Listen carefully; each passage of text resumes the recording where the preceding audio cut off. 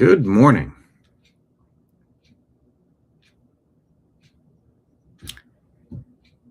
For those of you willing to observe the moment, an honorary simultaneous sip. If you'd like to participate, all you need is a cup, a mug, or a glass, a tank or chalice or stein, a canteen, jug or flask, a vessel of any kind. Fill it with your favorite liquid. I like coffee. And join me now for the unparalleled pleasure, the dopamine hit of the day, the thing that makes everything better. It's called the simultaneous sip, and it happens now. Go. Cheers to you, Scott Adams. I like to envision the universe where my brother, unfortunately, too quickly on the other side. I always envision him smiling, welcoming people through the pearly gates, and then walking up to the bar where the favorite beverage would be slid across the bar. It would be waiting for them. As they're walking up, you're sliding a freshly prepared hot cup of coffee, for example. To Scott Adams, thank you all for being here. We gather, dearly beloved, we are gathered here today. Today, I consider myself the luckiest man on the face of the earth. It's one small step for man. I feel like the character Bumblebee on the Transformers. You just go quoting different things. But that's what we do here. We play around all day. How's the weather where you're at? It's a little chilly here in the sports bar. Welcome, by the way. I'm your bartender. My name's Brian. I'm a Browns fan. Brian the Browns fan, you can call me. Browns just hired the former offensive coordinator from the Baltimore Ravens after an exhaustive search, Todd Monken. I believe he's bringing over the Baltimore Ravens offensive line coach, which is an area that the Browns are in desperate need of revamping, rebuilding, relaunching. But we'll cover that more on the Unhappy Hour. If any of you are viewers of the program, long time, you know that I do the Unhappy Hour sports show, and I have merch. If you want to support the program and get some cool Ohio-made wooden merchandise, these are coasters, $30 for a set of 4 wooden Ohio-made coasters. Just tell me if you want them in Ohio shape or circle shape, or both for $50. That includes shipping. 30 for 1, 50 for 2. If you want a pin, they're $25. Shoot me a Venmo at Brian Engelman. Let me put that up at the bottom of the screen, along with your address, and I will mail you out some merch. If you want a mug, the New American Media, $40, includes $10 continental shipping. Just shoot a message on Venmo. And thank you to our random donor that came through on PayPal. No message attached, but thank you. That comes in handy. You know, that pays the monthly Restream software bill. And thank you to everybody who is linked up with us on YouTube. We are the second best month that we've had now. Since we reinstated our partner program 5 months ago. So YouTube is temporarily working with us, allowing us to monetize our content. So thank you to everyone that's a monthly subscriber on YouTube or Rumble. We do have monthly subscribers on both platforms. I believe you can go as low as $5 a month. Those are Lego building blocks that we use each month to kind of figure out what's coming in. What is the income, the profit, and the loss, the profit, the loss. You know, we don't do ad reads. Not that we won't. I've just never decided to do that yet. The ad reads that I give are just telling you about who we are and what we're doing and the ways that you help finance the show, the company, the network, the variety of programs. It's all appreciated. So I do ad reads for the New American Media, ad reads for the TNAM Daily Show, ad reads for the Agree to Disagree Show, ad reads for Strictly Football, ad reads for Strictly Browns, ad reads for the Unhappy Hour Sports Show, because it's all sort of the same project, trying to have good conversations about topics. I'm trying to push uncomfortable conversations like we had last week. We had a round table on ICE. You know, and it's hard to find common ground when the other side doesn't believe there's much of a problem. But I'm trying real hard, Ringo. I'm trying real hard to have some good conversations. But I'll save the Cleveland Browns conversations for more content on the Unhappy Hour Sports Show. We do have a standalone YouTube channel for the Unhappy Hour Sports Show. Please find it and subscribe to it. But yeah, thank you to everybody on Rumble and YouTube, monthly subscribers, and the people that drop Rumble rants and super chats. Today should be the day that we get the Rumble wallet downloaded. By the way, more football talk on Strictly Football. We had episode 28 or 29 a day or two ago, covering the AFC and NFC championship games that has created the next Super Bowl, which is going to be the Seattle Seahawks versus the New England Patriots. Who do you want to win? Who do you think will win? So these are two different questions. I want the Patriots to win, but I think the Seahawks will win. Or I want the Seahawks to win, and I think they will. Type that QOTD in the comments, however you're watching. Click out of the comments and click the thumbs up button. Smash the thumbs up button. Smash the like button, however you found us today. How about this? Here's another question of the day. Type it in the comments, however you happen to be following the program, whether you're watching us. Well, there's different ways to watch us, of course. But type as a question of the day, a QOTD. What do you get out of the TNAM Daily Show? And why would you recommend somebody watch it? Like just a couple of sentences, something kind of tight, but that kind of explains the appeal of the show. What is the appeal of the show? Tell somebody who's not currently watching what they're missing out on and why they might enjoy it. I'd be curious to get your thoughts. Type that as QOTD, question of the day. Maybe say something like a statement. You should watch the TNAM Daily Show because mainly for you should watch the TNAM Daily Show because when you want to know what's going on, if you want to hear both sides of the argument, because it's kind of fun, even though it's sometimes bullshit, like whatever the reason is that you watch the TNAM Daily Show, could you type that out for us? Put it in the comments, maybe do a standalone on X and just share it out amongst your X followers and just say, hey, if you blah, blah, blah, blah, blah, blah, you should watch the TNAM Daily Show live at noon to 3 on the New American Media. It's time to grow the show. So on today's show, we want to discuss Ilhan Omar. Was it staged? Remember Jussie Smollett?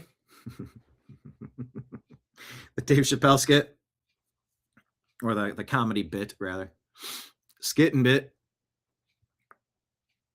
Yeah, maybe that's like a chain of unsuccessful steakhouses. The old skit and bit.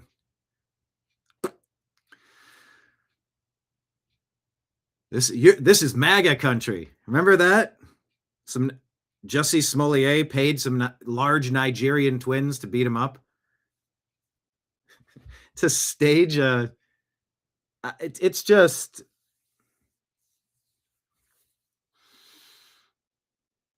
Are we wrong to watch what happened with Ilhan Omar and think this feels completely staged? Oh, by the way, you don't have to dig very far. There's a subset of people who don't believe President Trump was shot in Butler. That guy wasn't radicalized in a Discord group, similar to how this Preddy guy was radicalized and joined up with this group. Did he quit his job 2 weeks ago and join a group of radicals? And his parents warned him to not get involved? Did he actually lose it? Grok said no, he didn't lose his job. We're still trying to figure out the aspects of these stories. And on yesterday's program, we asked, is it kind of like bum fights? Doesn't it feel like at-risk Americans are being activated and brainwashed and radicalized to commit very bad decisions that are going to lead to very awful outcomes? And we're calling for a stop to that. And that doesn't mean you're a Republican. That means you have common sense and you don't want to see any unnecessary pain. But we got the Philadelphia. What is he? Is it district attorney, the police chief, the mayor? I forget. I have a story in the stack. Calling them Nazis and we're going to hunt you down. There's a lot of weird shit going on right now. A lot of yapping. A lot of A lot of thrashing about. A lot of thrashing about. And how is this going to shake out? How long do you have to be told, shh, just relax, just hold on, trust the plan, you might hear. And you go, oh, dear Lord, we're on year 6 of this shit. We're on the year 10 of this. I don't know exactly when the phenomenon occurred, 9 years ago. I don't know. 17th letter of the alphabet kind of stuff. You go, no. What do you mean trust the plan? Go. Go. Is there any penalty? Many people are saying, a lot of people say, they said, sir, if they had arrested MSNBC, might not have thought he was that pretty. They airbrushed him a little bit. They said, sir, he used AI. If he had been arrested, he might still be here. But there are a lot of people saying,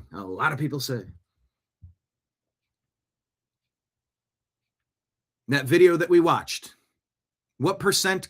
There's a good question of the day. The new images of Michael, what's his name? Alex Preddy. Doesn't matter. We're not really supposed to use the names of people and make them famous. This is kind of what they're asking for. I don't like doing it for school, people that go in and commit acts over there. And I typically don't like using the names, but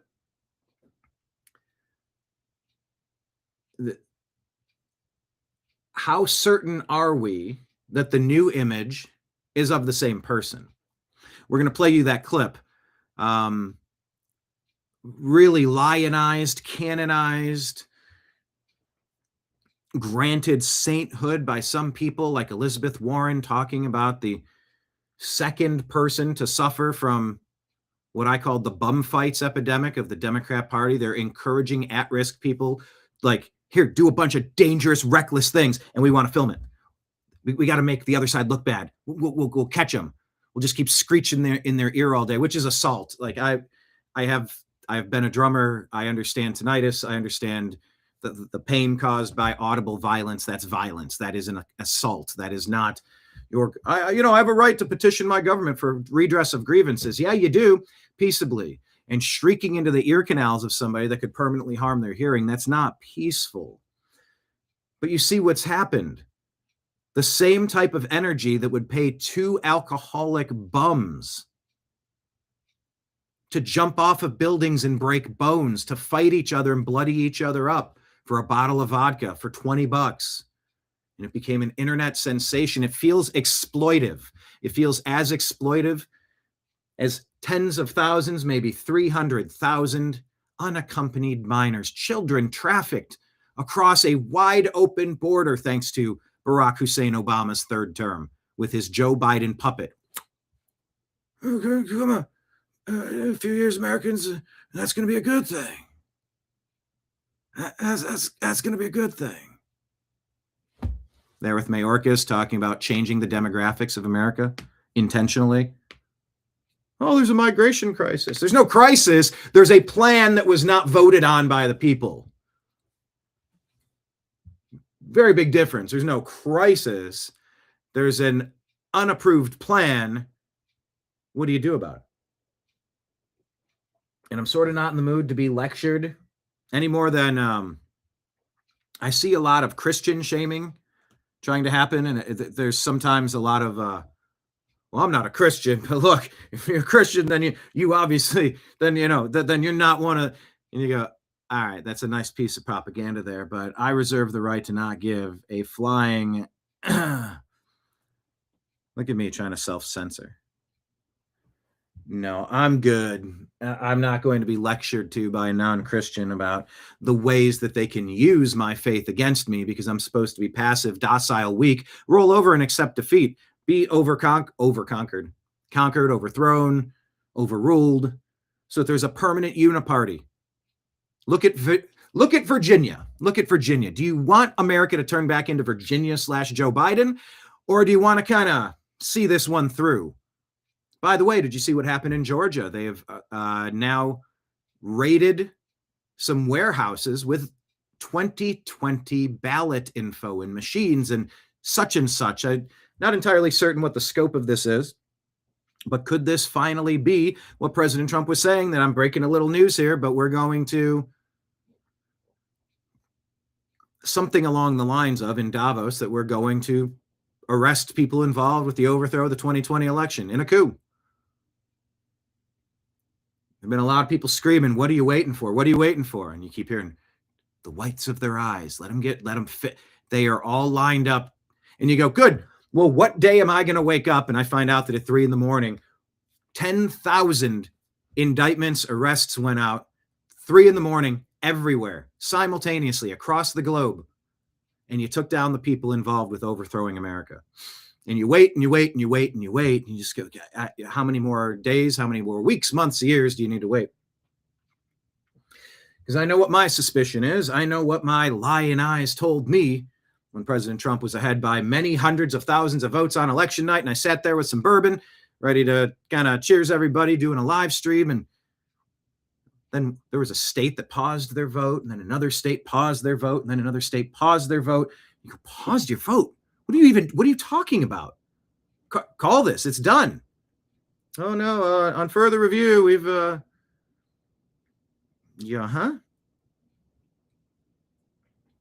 the New American Media was there in Washington, D.C.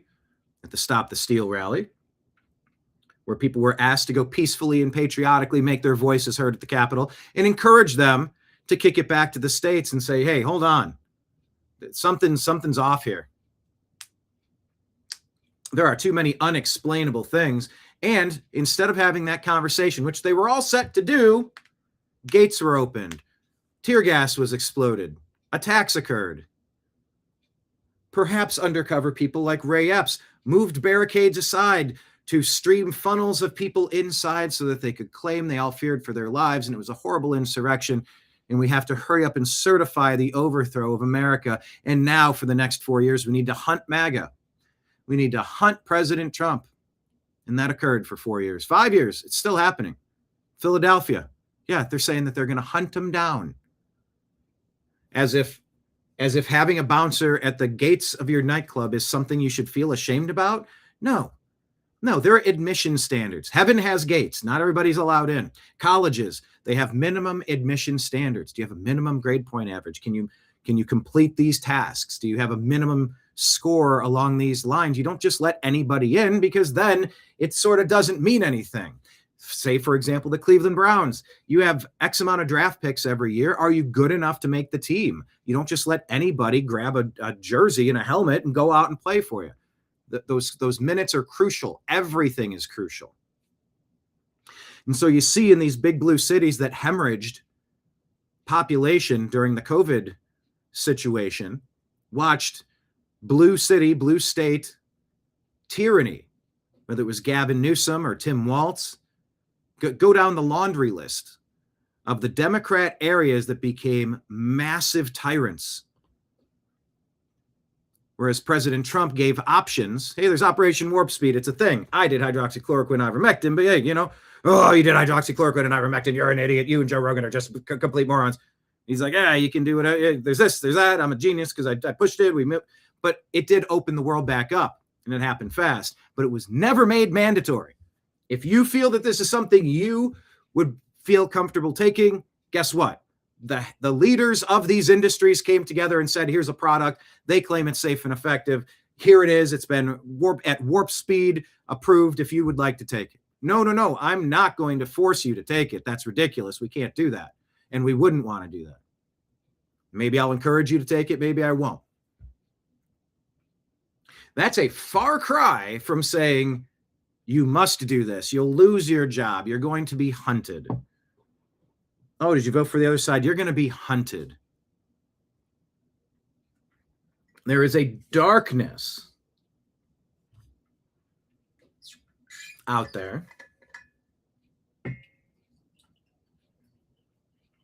And roughly 8 in 10 people, they know better.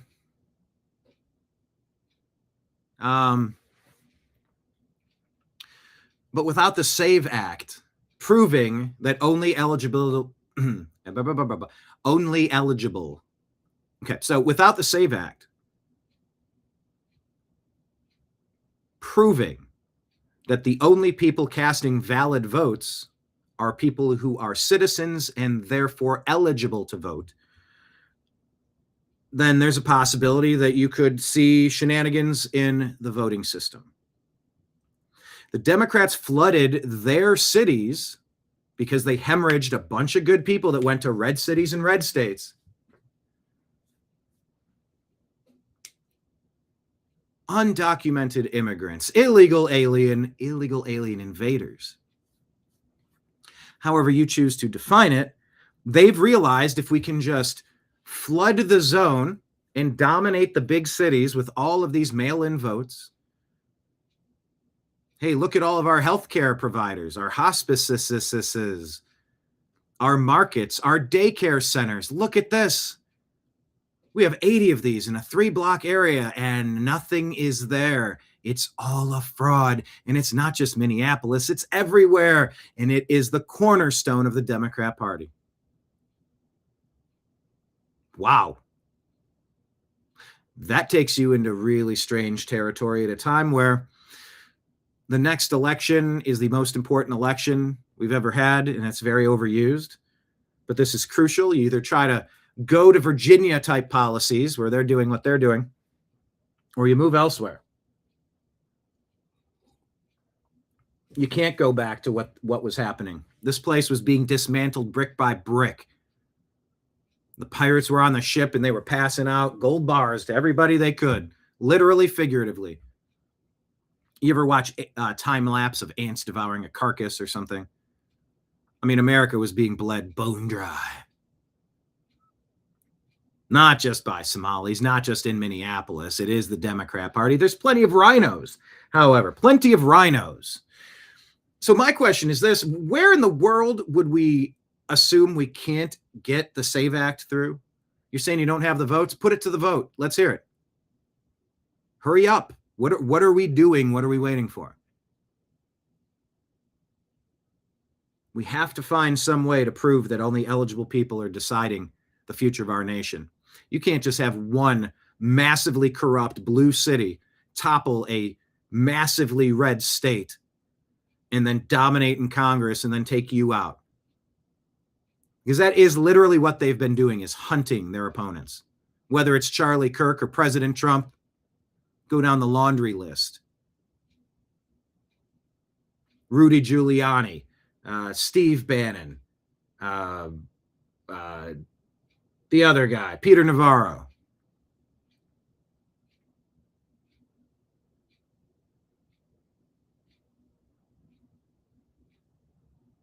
We got a lot of decisions to make. And the deep state are playing very dangerous games with very vulnerable people. They're encouraging at-risk Americans to jump off of buildings. And you know what it's leading to? So I don't know how we fix this. I don't know if we can fix this, but we're going to try to cover things in a way that is going to give you some solid perspective into some confusing topics. So thank you all for being here. Let me buzz through chat real quick because I did see a comment I wanted to get. Marion says, "Oh gosh, I kept forgetting to grab another cup of coffee or tea to do the simultaneous sip." Yeah, just in honor of Scott Adams, you know? It was a very good show. It would get you thinking, good perspective. You'd find some of the really key stories for the day. And it was a good thing to have in the mix. So I'm trying to figure out which other shows will I consume in that hour that I used to listen to Scott. So, yeah, simultaneous sip. All right, what is it? Thawing out here in Texas, a warming trend of 56 and sunny. Woot, woot. All right, bravo. Bravo.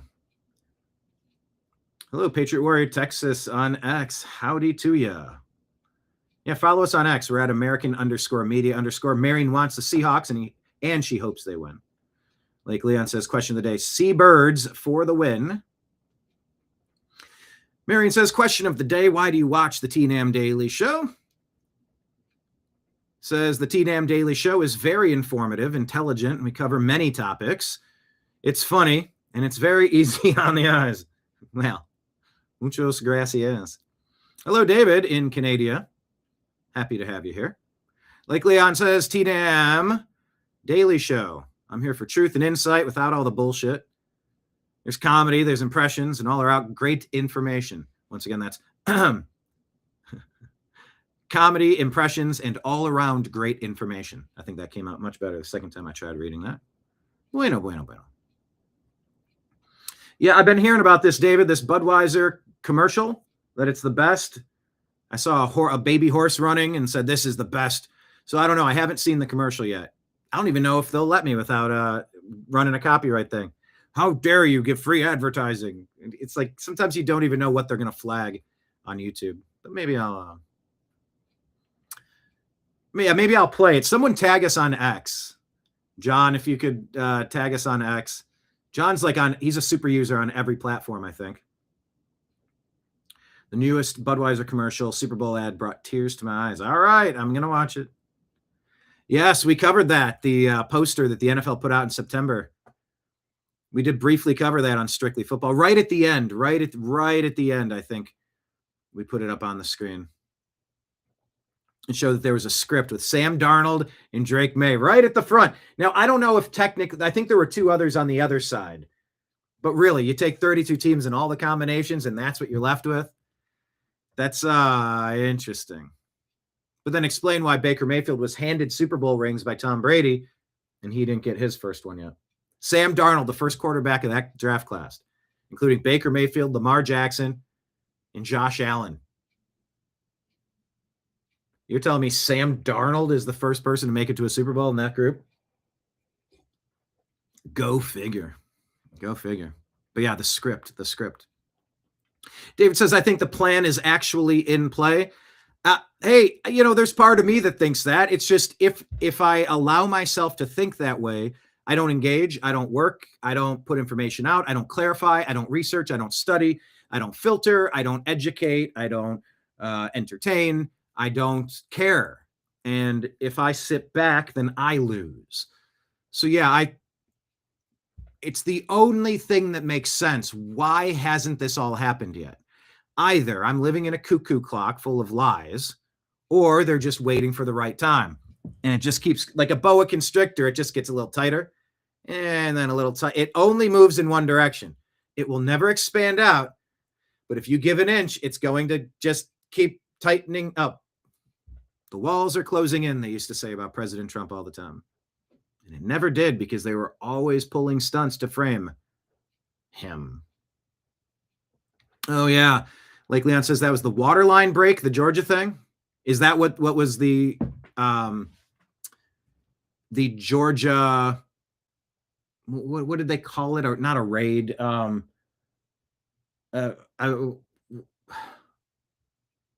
guess they did run a raid. What's the better word? Confiscated. They had a search warrant and they went into a particular place and they confiscated it was vote machines and it was actual vote ballots. I'm trying to figure out the scope of it. I'm not entirely sure. So maybe I'll do a quick deep dive so we can be on the same page of it. But all right. Yeah. Georgia, all eyes on Georgia. David says they are all caught. Can we please make it happen now? I am so tired of waiting. There has to be justice for their criminality, because it's been rampant. It's been so sloppy because they felt absolutely invincible for so long. Don't give them time to do another black swan.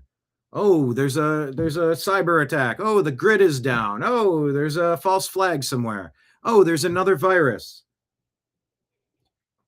Don't let them pull the rug out. Stop waiting. Initiate. Go.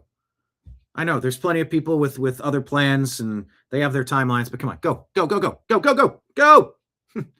a year. Go. If you want my suggestion, that's what it would be. The electrical board is going crazy in panic because they can't stop what Oh, the electoral board. Oh, there we go. Electoral board is going crazy in panic because they can't stop what's happening. Really? Yeah, I need to dig into this a little bit. If you have any good tweets on this, share them at American_media_ on X, and I'll try to reshare them and maybe cover them live on the show.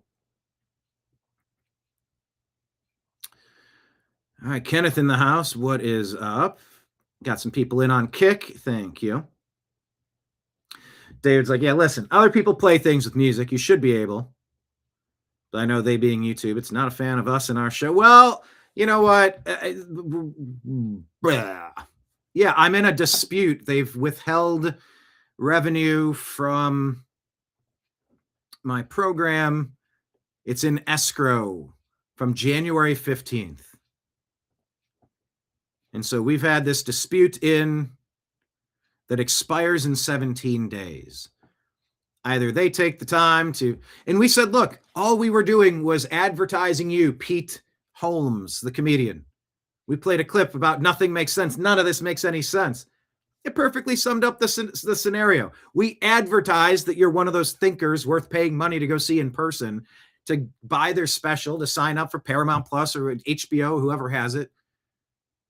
All it was an advertisement. You don't need to ding, and you don't get to steal my revenue for giving you free advertising while I glaze your comic saying, hey, I think this dude's pretty good. You should check him out. I've been liking his stuff. You should go check out Pete Holmes.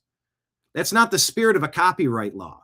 If I'm running a pirate radio station and I have advertisers and I'm making a lot of money, but I'm using your artist's music without permission and not giving you a cut of the revenue, that's the intent of not letting you use other people's material. Otherwise, we have fair use. We play clips, we play segments, we discuss it, add original, unique, transformative commentary. We use it to kind of connect the dots to the other stories.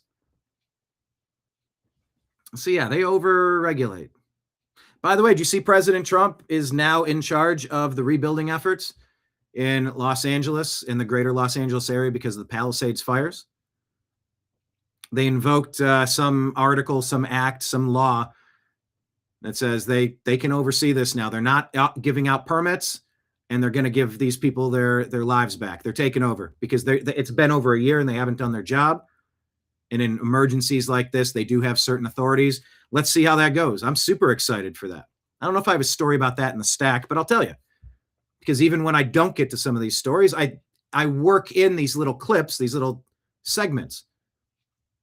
That Palisades story might not make the show today, but you heard it.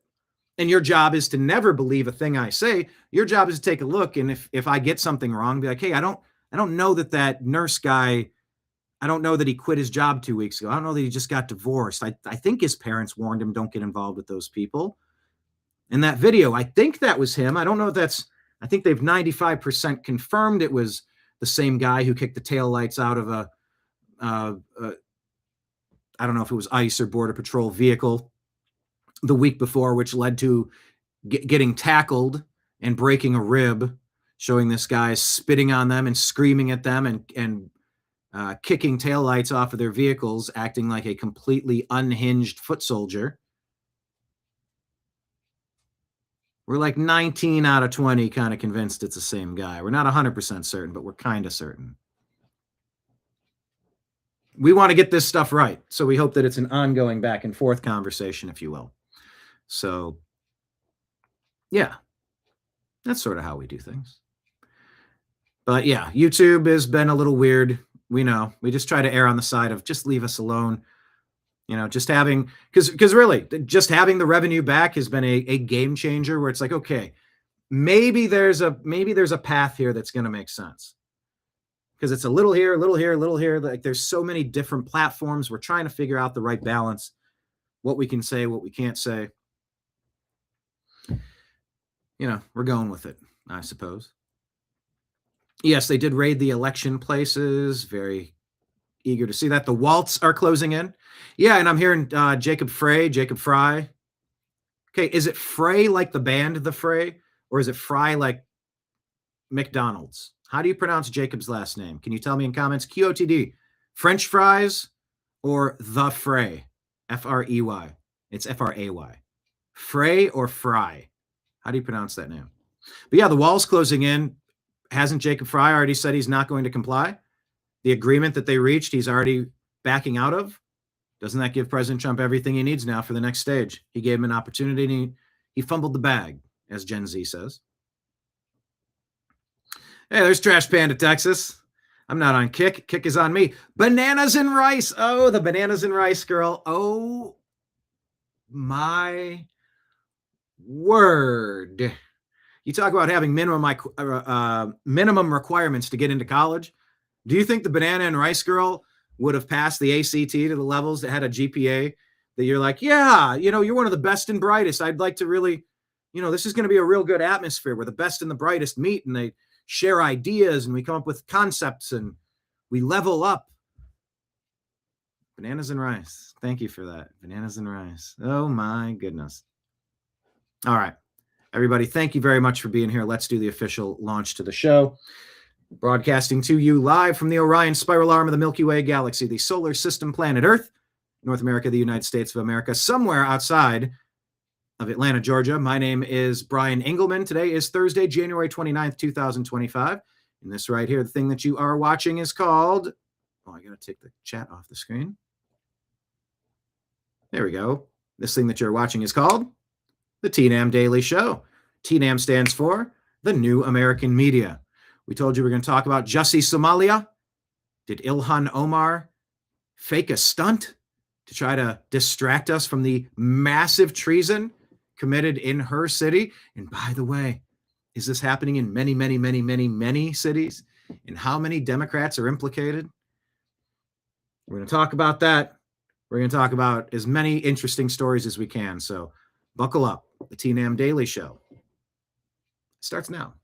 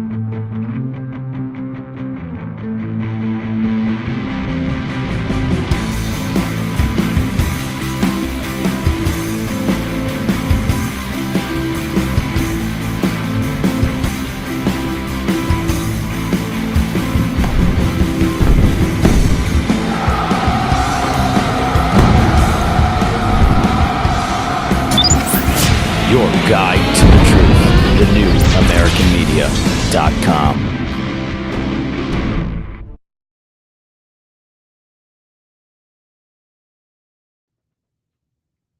Thank you all so much for being here. Chat up on the screen. Make sure you're following us on Instagram. We are only 36 followers away from unlocking the live stream option on Instagram.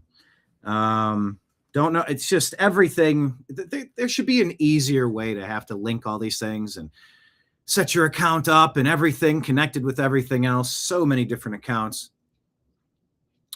But please follow the New American Media on Instagram. If you don't have an account, open one just to follow us.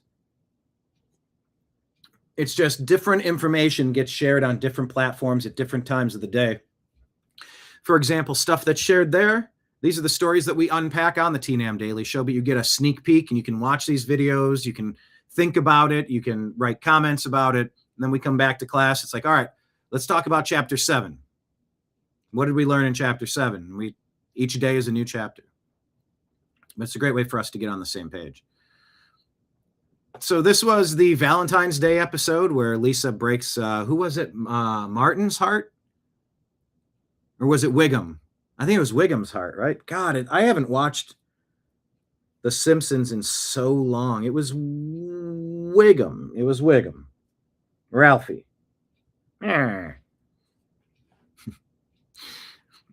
Bart's, and you can actually pinpoint that he breaks his eyes, like he goes, and you get, This post is very interesting. You can actually pinpoint the moment that Ilhan Omar signals her alleged attacker. Now, I don't support doing stupid stuff. Use your words. Don't attack people. You got no right to throw concrete milkshakes, acid milkshakes. You don't have the right to spray water. You don't have the right to spray piss. You don't have the right to spray paint. You don't have the right to smash pies. Like all this violent stuff. And what was that? I'm going to squirt apple cider vinegar on you. I don't even understand what's happening. But to the average observer, there are many aspects of the video that just don't seem to make any sense. And often in these moments, which is why there's a difference between doing something live. Okay, well, do it live. Damn things. Bill O'Reilly's classic rant. The name of our show, originally being the Agree to Disagree show, it's because we're valuing a conversation. You know, I got a couple people that I'm in flame war conversations with. They are just really letting me have it.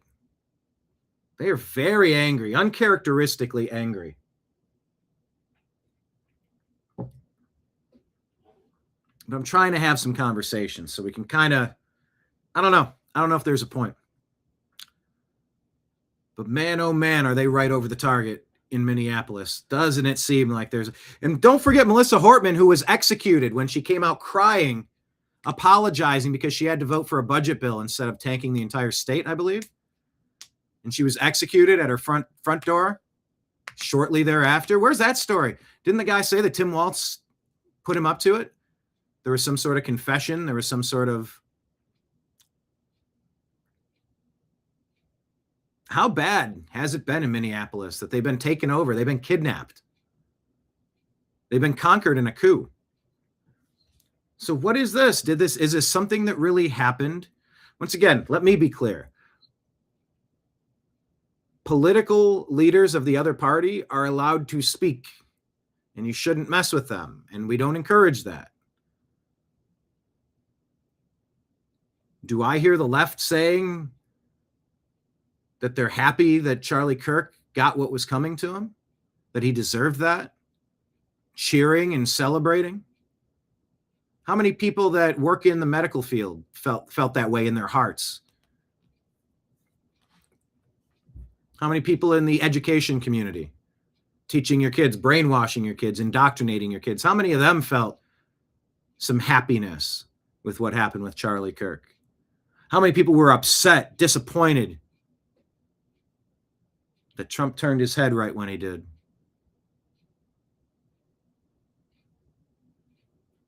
Because otherwise, Orange Hitler would have been taken out. There's a lot of people calling for escalation and violence, and that's not a good idea. That's not America. It's not supposed to be that way. You can say, yeah, well, that is America. Look at what's happened so many times in the past. So isn't that an area that we'd like to improve upon and have higher standards? Anyway, you can actually pinpoint the second that Ralphie's heart breaks. She's giving her speech and her eyes betray her. Perhaps. I don't know. I didn't have a firm stance on that nurse that got in the altercation that led to his shooting in Minneapolis. I don't know. I've seen a couple images, not enough to make a determination like I did on the Renee Good one, when I could see the long angle and I could see the other angle. Watch the officer get hit with that 4,600-pound weapon. Pedal to the metal, wheels spinning, takes off. Now there's a video out that maybe he was an instigator in other videos. We'll play that for you in a second, but every time you see a video, you have to slow down. Slow down. Not every hot take is a good take. I hope we don't jump to conclusions too quickly here, and I'm never trying to really mislead either. Just trying to figure it out. All right, let's play the clip here. Resign or face impeachment? Kristi Noem should resign or face impeachment. And then watch her eyes. They look up at his direction, exactly at him in the front row, and then her eyes down. Almost as if saying, remember, when I stomp on your foot and say, hello, Mr. Thompson, you smile and nod. Hello, Mr. Thompson. Hello, Mr. Thompson. I think he's talking to you. Another Simpsons reference in the witness protection program one.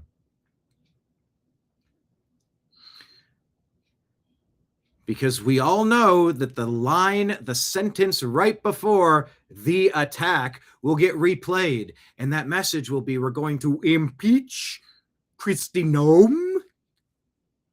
And then she looks at him, directly at him. Does she not? Gives the nod. Prior to him moving. That was the sign. Resign or face impeachment? Resign or face impeachment? Resign or face impeachment? Resign or face... And they're showing the statement from two different angles here. One zooming in on her eyes and looking up to acknowledge him right before he moves. And then it looks like side by side, you're showing he doesn't move until she glances at him. Impeachment. Resign or face impeachment? Are we making too much out of this, or is this another Rob Reiner-esque? Resign or face... Is this Rob Reiner-esque propaganda? Is this Mark Ruffalo-esque propaganda? Is this Jimmy Kimmel-style propaganda coming out of Hollywood? Is that what we're watching?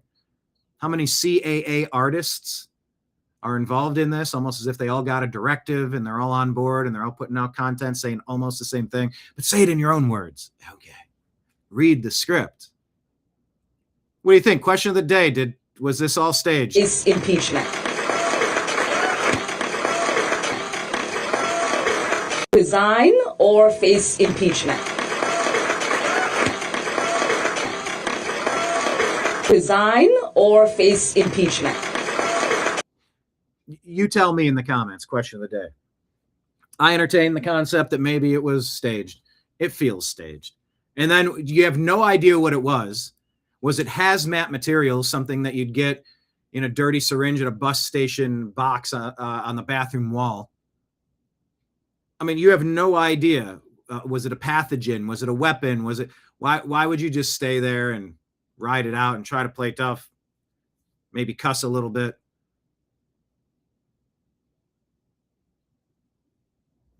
There's a subset of people that believe the fight, that was all staged too, and that Trump never got hit. Okay. They say he's the WWE president. That was all staged. You go, all right. Who are you going to believe? Your lying eyes or that person? David says, nah, that wasn't real. Not in any way. The winery is not even real. It doesn't even exist. Pretty overwhelming evidence that Ilhan Omar is trying to distract from the $19 billion plus fraud. Yeah, perhaps. But I just found this clip very interesting. Jussie, Somalia. Jussie, Somalia. All right, let's show you. On January 3rd. This is allegedly Alex Preddy, question mark. Is this AI? Is this real? Let's watch it together. That's another question of the day. Is this real or AI? I'm going to go full screen. Yeah, I love your comments. It's just like the options I have to show the video as large as possible gets tricky sometimes. 13th in Minneapolis, showing a man who appears to be Alex Preddy interacting with federal immigration agents 11 days before Border Patrol shot and killed him. Kicks the rear light assembly off of this government vehicle. Our footage was analyzed by the BBC, whose facial recognition technology confirmed his identity to a 97% degree of accuracy. Oh, he was reaching. He was reaching for his weapon right there. I didn't notice that the first time. Holy shit. He was reaching for his back where you would keep a holster. Whoa, did you see that? Was he armed in this one? Hold on, let me watch that again. This is where he was allegedly arrested and he was detained and broke a rib, but they didn't arrest him. Whereas if they would have arrested him, he might have been in jail and he might not have been out and he might still be with us right now. Yeah, sometimes people facing consequences for their actions, save them. Ask people who are dying of drug addiction who get sober in prison. They had to get away from it so they could reclaim their lives. On the morning on January 13th in Minneapolis. Sort of looks like he's got that arm back kind of cowboy style anyway, that right. Showing a man who appears to be Alex Preddy interacting that arm keeps swinging with federal immigration agents 11 days before. See the elbow, very elbowy, very out and up and very ready to reach, perhaps. I don't know. Border Patrol shot and killed him. Our footage was analyzed by the BBC, whose facial recognition technology confirmed his identity. Okay, so he's flailing to a 97%. Now, does he reach here or is he just flailing? Degree of. Oh, he had that arm. He had that right arm behind his back, kind of flailing back there, maybe to get to a sidearm at that moment. But if he were armed in this case, would they have found it in this encounter? Accuracy. On the morning on January 13th in Minneapolis, showing a man who appears to be Alex Preddy interacting with federal immigration agents 11 days before Border Patrol shot and killed him. You have a right to peaceably protest for a redress of grievances. You don't have a right to riot. Our footage was analyzed by the BBC, whose facial recognition technology confirmed his identity to a 97%. Okay, let's watch that right arm. Is it look like he's trying to reach in his head? 7% degree of accuracy. Oh, I couldn't see if he had anything on that last image. I didn't pause it in time, but you get the point. This is the video that people are trying to figure out. Is this Alex Preddy? Do you think it is? Type in the comments. Do you think this is the second person who was encouraged by the bum fights director to go do very risky, very dangerous, very ill-advised things that led to very outrageous, unfortunate, unnecessary tragedy?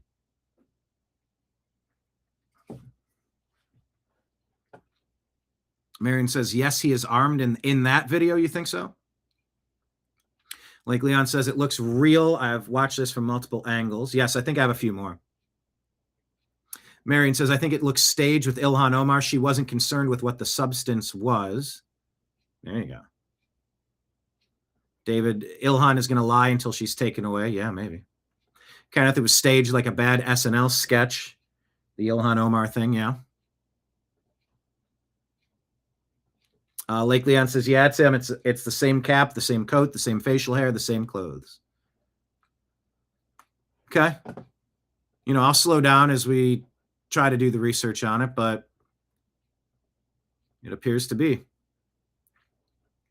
Penny Maxwell shared this. I don't know who that is. It says, abolish ICE.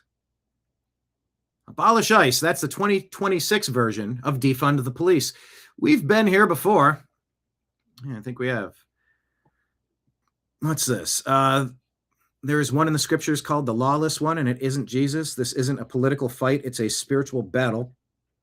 There's a coordinated effort, says Penny Maxwell, to stir up unrest. Deep pockets are funding it. Politicians are stoking it, and paid activists are coordinating it. You can grieve the loss of human life and support an investigation to ensure laws weren't violated. But you can also believe interfering with law enforcement isn't protest, it's criminal. The ones who are stoking it are complicit in it. Yes, this is my bum fights analogy here. My bum fights director analogy. They're stoking it. They're complicit in it. They're putting people who are untrained into dangerous situations for the sake of a political outcome. It's diabolical. I don't think they're talking about ICE agents being undertrained, although, like, let's keep training. Every week there should be additional training in grappling, proper arrest protocol. First on scene does this, second on scene ensures this, third on scene does this, like real training. But these are coordinated mobs who are forming flash mob style attacks. This is coordinated warfare on our streets. It's diabolical. It's purposely creating chaos to try to gain political power. This isn't 2020. Don't allow your emotions to be weaponized to create outcomes that we will regret in 2030. Laws matter, and law enforcement is the only reason that they do. Well said. That's what we'll say. Well said button. Who is this Penny Maxwell? I don't know. That was a good post. All right, hang on. What is the... All right, here's Tucker Carlson. Interesting. We're talking about things being diabolical. Tucker has thoughts on this. Take a listen. Let's see. Here we go. Press play. And 1, 2, 3. Honestly, I think that prayer is the key. I didn't always think that. I'm the product of a very secular world. I learned that. I was not taught that as a child. I was born in 1969, the year of the moon landing. Whether or not it happened, irrelevant. We thought it did. And that was kind of sort of peak secular. Science had conquered nature. We put a man on the moon. So we were in charge, and everything that flows from that. And I did not consider that God was real, or that you could talk to him, or that he would answer. And it's only 56 years of rough and tumble living that have shown me that that is absolutely true, and it is our only hope in the end. Yeah. There are so many things we can't control. We think we can. We come up with these plans. God laughs at us because they're a little absurd, let's be honest. And the only thing that we can be certain of is that he's in charge, not us, and that we will be judged on what we do, and that in the end, honestly, I think that prayer is the key. I didn't always think that. I'm the product of a very secular world. I learned that. I was not taught that as a child. Part 2. I was born in It's fine because he's in control and not us. I mean that. I feel that. I think holding on to hope and, with the faith that we have is a wonderful, wonderful takeaway. It's the only answer. Yeah. It's fine because he's in control and not us. I mean that. I feel that. I think holding on to hope and, All right. So there you have it. I don't know. I feel something bigger. What do you think? Question of the day. Do you think there's something spiritual going on? You want to call it extraterrestrial? You want to call it ancient aliens? You want to call it Jesus Christ? You want to call it God? You want to call it good and evil, God and devil, angel, Satan? Like, do you think there's something supernatural going on here where people are being encouraged or poisoned or tricked? You got these MK Ultra, you got this indoctrination, these radicalization networks that are really just brainwashing and causing brain damage to at-risk Americans. They are profiting. They're laughing. They want you martyred and bartered. Martyred and bartered.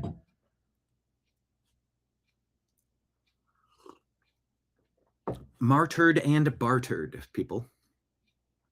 That's what Casper said to me in Taos, New Mexico, right before I launched the New American Media. Martyred and bartered. David says there's only so much training you can do before real world action on the ground. Yeah, but what I want to see is training. What I want to know that's happening is that Border Patrol agents are required, I don't know, how many days on, how many days off, and you should be going, whatever city you're in, to Brazilian Jiu-Jitsu to learn the grappling techniques so that you can best use your abilities to properly, quickly, safely detain people. That was the one big takeaway with George Floyd. You can say, well, that cop took his life. And then other people can say, no, that was clearly an overdose or a heart attack or a panic attack or something. Or maybe it was a combination of both. Or maybe he was trained that way by the Minneapolis police and he shouldn't have been subject to getting thrown in jail where he was shanked and almost eliminated. Martyred, or the opposite, sacrificed, burned at the stake, appeasing the violent mob.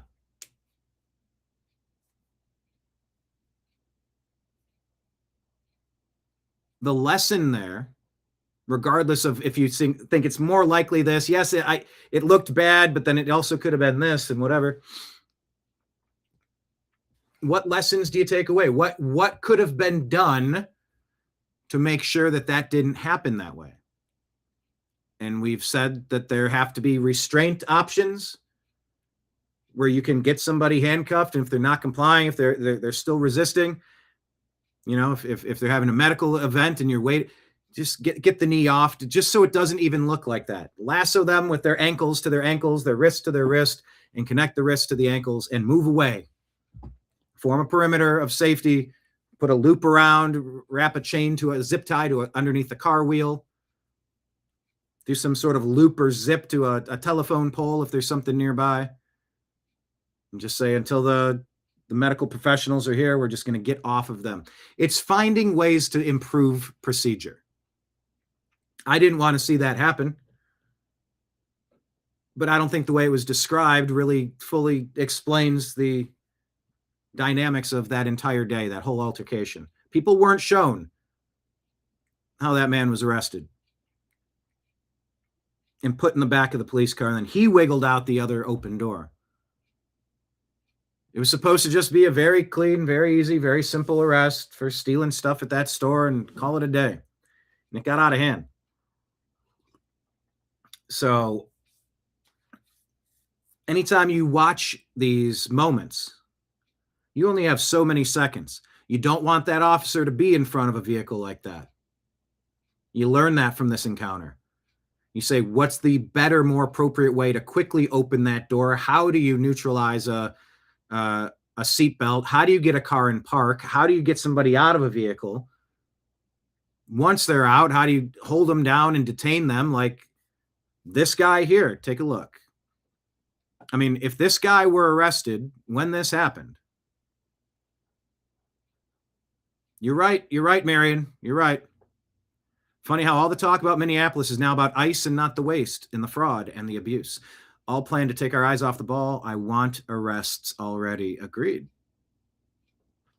Trash Panda on Kick. The training should start at home with parents teaching their kids not to be effing stupid. Uh-huh. Good point. Well, I've read the reports that this family was concerned, and they asked this man, they begged him to not hang out with these people and not get involved and not put yourself at risk, and he did it anyway. Why? David says, this is all spiritual and other things people are not ready for. What other things are people not ready for? Spiritual and what? All right, let's watch this video here. Full screen as best we can. No, see, chat just, it messes up the dynamics when we got to watch videos. So, all right, here we go. Insider Paper has this video. It's a different angle. This is a moment the news movement filmed on January 13th. Or is this the same exact angle? Hold on. In Minneapolis, showing a man who appears to be Alex Preddy interacting with federal immigration agents 11 days before Border Patrol shot and killed him. Our footage was analyzed by the BBC, whose facial recognition technology confirmed his identity to a 97% degree of accuracy. On the morning of January 13th, okay, yeah. pepper balls into the crowd. They continued to hold the man down before they retreat, and he walks away. They retreated and walked away instead of just arresting him and taking him.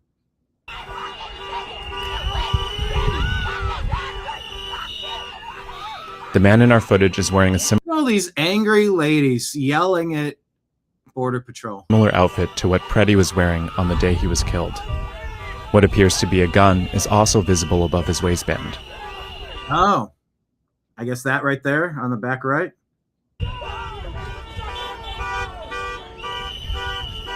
Oh, so oh man, he tried to do it then. It looked like he was reaching. If that guy were arrested at that moment, he'd be in jail facing charges instead of in a morgue. Likely.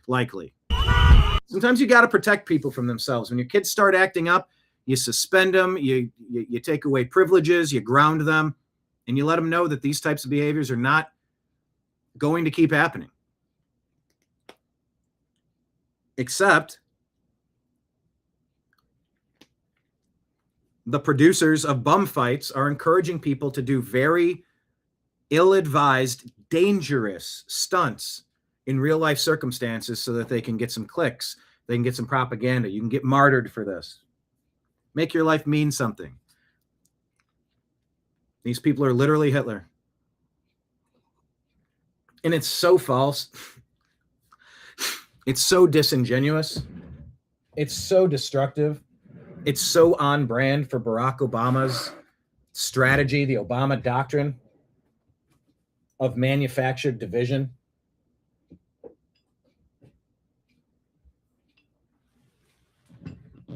And it's all predictable, all very predictable.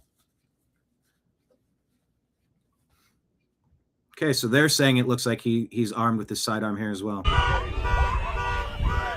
Here, he continues to stand at the scene.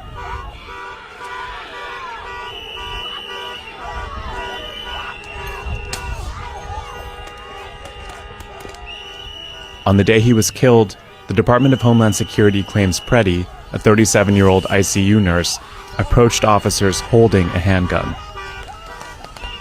Pepper balls into the crowd. Well, he wasn't holding a handgun at the beginning. That claim has been contradicted by analysis of bystander videos from multiple news investigations. He might have had something in his hand at the end. Was that his phone, or was that not entirely certain? Which concluded that Preddy was holding a phone, not a gun, when he was pinned to the street. Yeah, I'm willing to say that was probably a phone.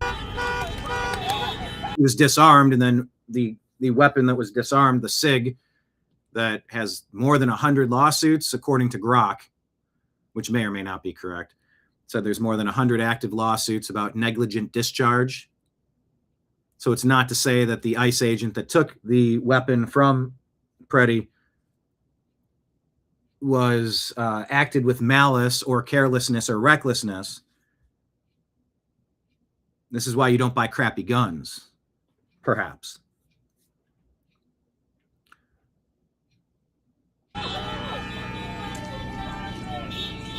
That gun went off, and then after they yelled gun, gun, gun, after that fight, they assumed that from an angle they couldn't see, this guy had started shooting because that first shot rang out. And you've watched movies where that happens. They have a standoff and they're looking at each other, and then somebody drops something, and then all hell breaks loose. Wasn't that in Inglourious Bastards, the bar scene? Didn't somebody drop something, or there was a loud noise, and then everybody thought they were shooting, so everybody did? A lot of Quentin Tarantino movies like that. Maybe Reservoir Dogs, perhaps. Trying to remember.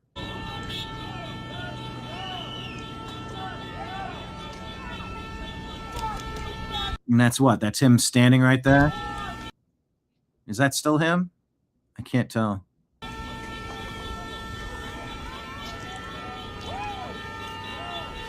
Is that him? Right. Shortly after the altercation we filmed here on January 13th, Oh, he's right there? federal agents drove away.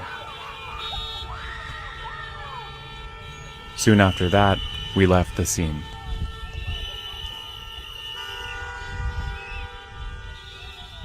The news movement.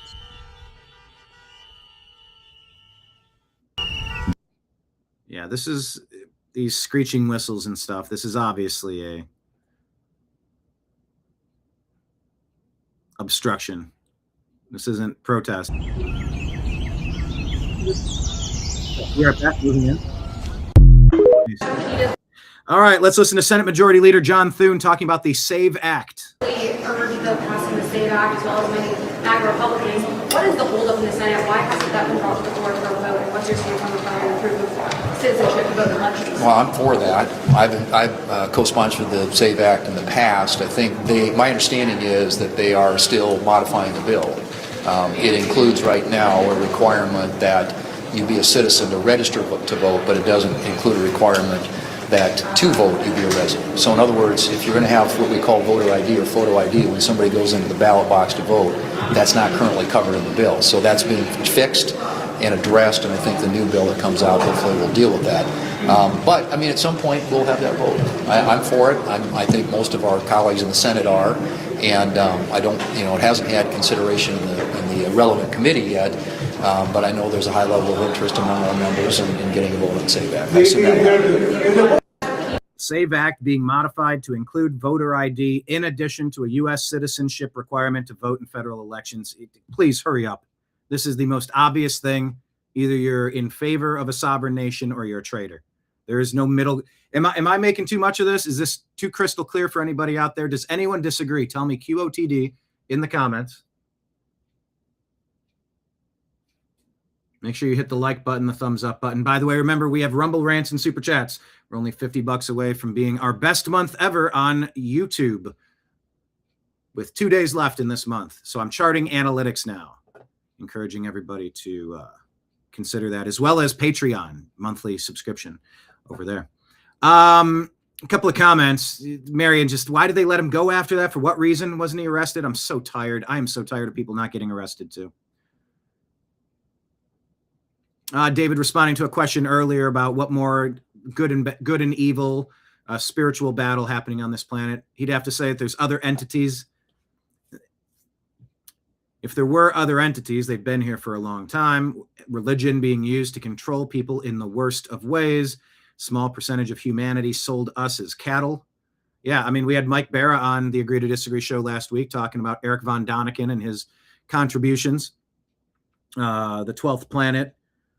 I'm sorry, Chariots of the Gods. 12th Planet was Zecharia Sitchin. Some of the founders of the modern ancient alien theories. Yeah, that there's ancient power structures in play. Selling us as cattle. I mean, you know, it's just so weird that you break down the financial air quote benefit for flooding the nation with non-citizens who don't believe in the same things we believe, don't have the same training, background, shared experiences. You know, we're supposed to be in a fraternity, a sorority, a college group, a board of directors, a community, like fans of the same teams. We're supposed to kind of have a bond, a woven together fabric of the community where you have shared similar interests. Then you start diluting that with people that don't believe the same things. They don't. And then it's even, yeah, bud, you come up. Or do you want some more to eat? You want a second round? But the net impact, and it's like, oh yeah, we need to undercut American jobs to keep people working as modern day slaves at slave wages under the table. They're not paying into the system. They're consuming every benefit imaginable that's meant for Americans. So not only are they taking the benefits that are meant for our veterans, our single mothers, our children, the people. Don't forget, there's plenty of men that need some help as well. But prioritizing people that came here to undercut wages, to work so low that you can't hire someone at the proper rate, where an American would take that job and it would be a good job and you could work and live your life and have a home and raise a family. And it's just getting harder and harder for that. And you get more people that are just desperate. And then you're just kind of playing on that to get them involved in bum fights. So you can record it and try to use them as political gain, political fodder. So are we still being sold as cattle? I mean, like Leon says, yeah, John Thune is lying here. Not a lot of support for John Thune. David saying the human trafficking was even bigger and worse than can even be imagined. Oh, yeah. Oh, there's plenty of topics that we've discussed that we understand Google, YouTube won't let us talk about anymore. You know what I'm talking about. You don't even need to type them in the comments. Please don't. Because that was definitely one of the markers when our accounts started getting banned. When we started digging into those stories. You know those stories. Don't type them. But yeah, you know. It's worse than we could even imagine. All right. So do we believe Thune? I don't know. Immediately urged the passing of the SAVE Act as well as many MAGA Republicans. Okay, I think this restarted. First Lady Melania Trump rings the bell to open the New York Stock Exchange. Question of the day, are you going to watch the Melania movie? Tell me in the comments. You should follow her. Good stories. Hey, has your phone ever shown you an ad for something that you only whispered? Google agrees, according to RT, to fork over $68 million to settle claims that its assistant was secretly recording your conversations without Hey Google and feeding them straight to targeted ads, according to The Hill. No wrongdoing admitted, though. Did you hear that one? Did you hear that one? And they're all connected. Random thing on Instagram on your phone, then it's on your PC. First two letters auto-completed. No company cares about your privacy. They just covet it from their competition, says Iluna. Ryan says, I remember being told that this wasn't real, and I should be amazed at how well these algorithms could predict my purchasing preferences. Turns out they were doing exactly what everyone thought. So let's try something.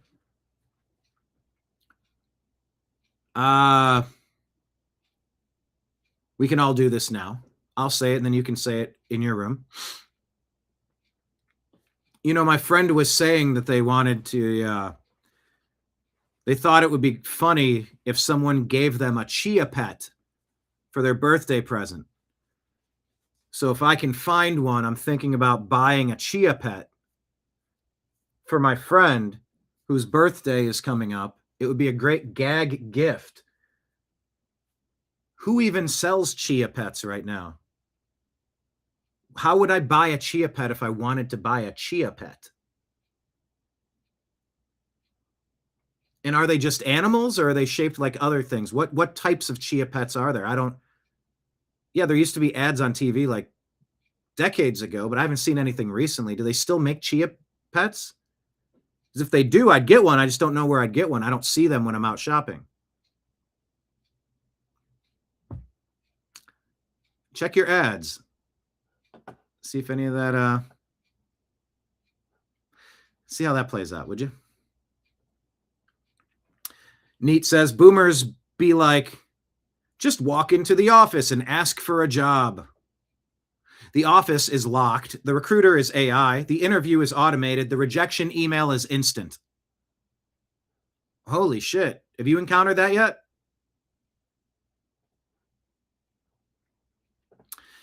Darth Powell says Gen Z has no money and nothing to celebrate. No reason to drink literal poison. Look at that. Boomers, Gen X, millennials, 25, 23, 23.5 billion dollars in alcohol sales by generation. Gen Z, 3.13. That's like 1/7. Am I doing 1/8? But Ilhan Omar's winery is growing at leaps and bounds, by the way. What's this? Leading report says Spain is granting amnesty to 800,000 illegal alien migrants. Aaron McIntyre says, I spend a lot of time studying political power, but I'm still baffled that the ruling class of every Western nation simultaneously decided that replacing their population with violent 80 IQ foreigners would make their country easier to control. Why did that happen? Rice and bananas. Bananas and rice. What is this? I don't even know what that is. Big Den says it's really obvious who is and who is not familiar with the Bolshevik Revolution based on who does and who does not have the stomach for this. Everyone on the right needs to understand that these people will butcher us the moment they get enough power, which is why you never vote Dem.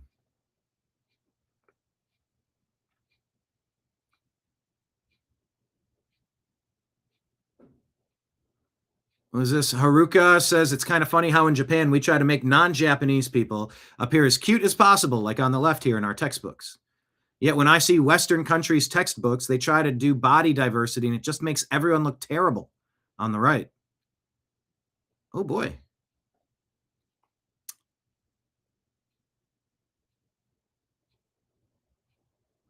The wealth coach says 35% of all U.S. dollars in existence were created in 10 months. And you think real estate is going to crash? I'm sorry, 35% of all U.S. dollars in existence were created in the last 10 months? Is that for real? That's what's causing the drive in silver and gold? Oh, that is that's troubling. Neat says, what is this? Hinge is just two unemployed 24-year-olds with no social life texting each other at the speed of haha LOL per 3 business days. What's the rich? So somehow dating has become completely effed to the point where being into someone and wanting to invest in them is seen as a red flag. Oh boy. T.Y. Bello, lately I've noticed everybody looks okay until you eventually have a deep conversation with them. And then you'll realize that this is a sad generation of people struggling to survive through smiling faces and pretty pictures. Ooh.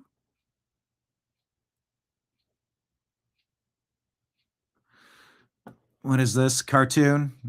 Talking about GPT. It's stealing our jobs. Turns around and there's two people from foreign nations who stole the jobs.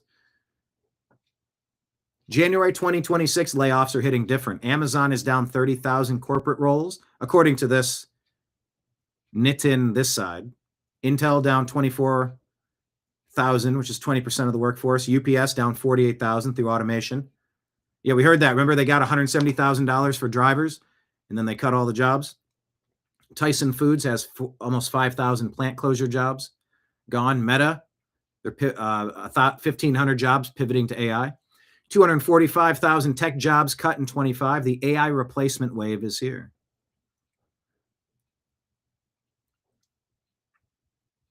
Overall, over the last 60 years, white societies have engaged in massive subsidization and development of third world economies, lifting billions of people out of abject poverty. The psychological response to this unparalleled beneficence has largely been resentment and even genocidal anger, says Averall. Yeah, prior to Obama, this is a very relatively new trend of the past couple decades. In Europe, it's evil. Stop having children. Do it for the environment. But hey, Africa, come to Europe because we have declining population. How can you be saying both things at the same time? The Guardian says, want to fight climate change? Have fewer children. And then they say refugee influx helps halt decline in Germany's population. So which is it?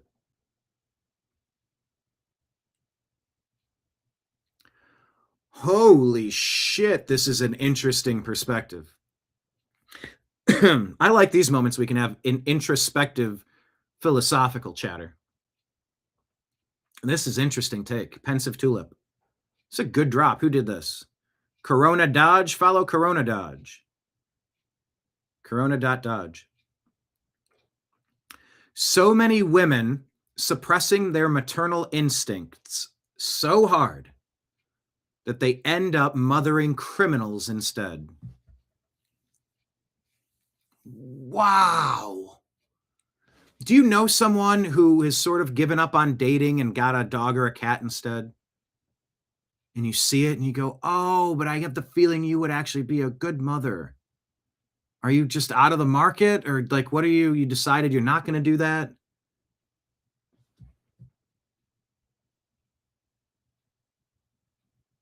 Tell me in the comments if you know people like that. But this thought is so interesting because the awfuls, the angry white liberal female, the affluent white leftist female,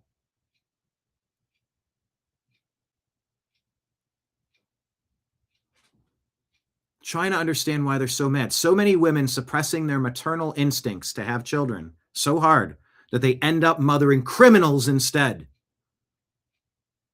My Lord, have we ended up in a weird spot. That is interesting thought. I got to put some thought power behind that. Jamie says, y'all know what's crazy? There are actually Americans who have no idea what's going on right now. No idea.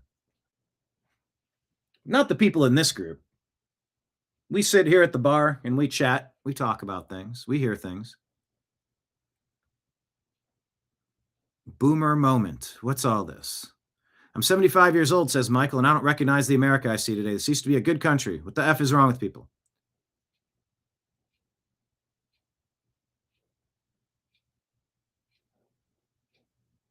Okay.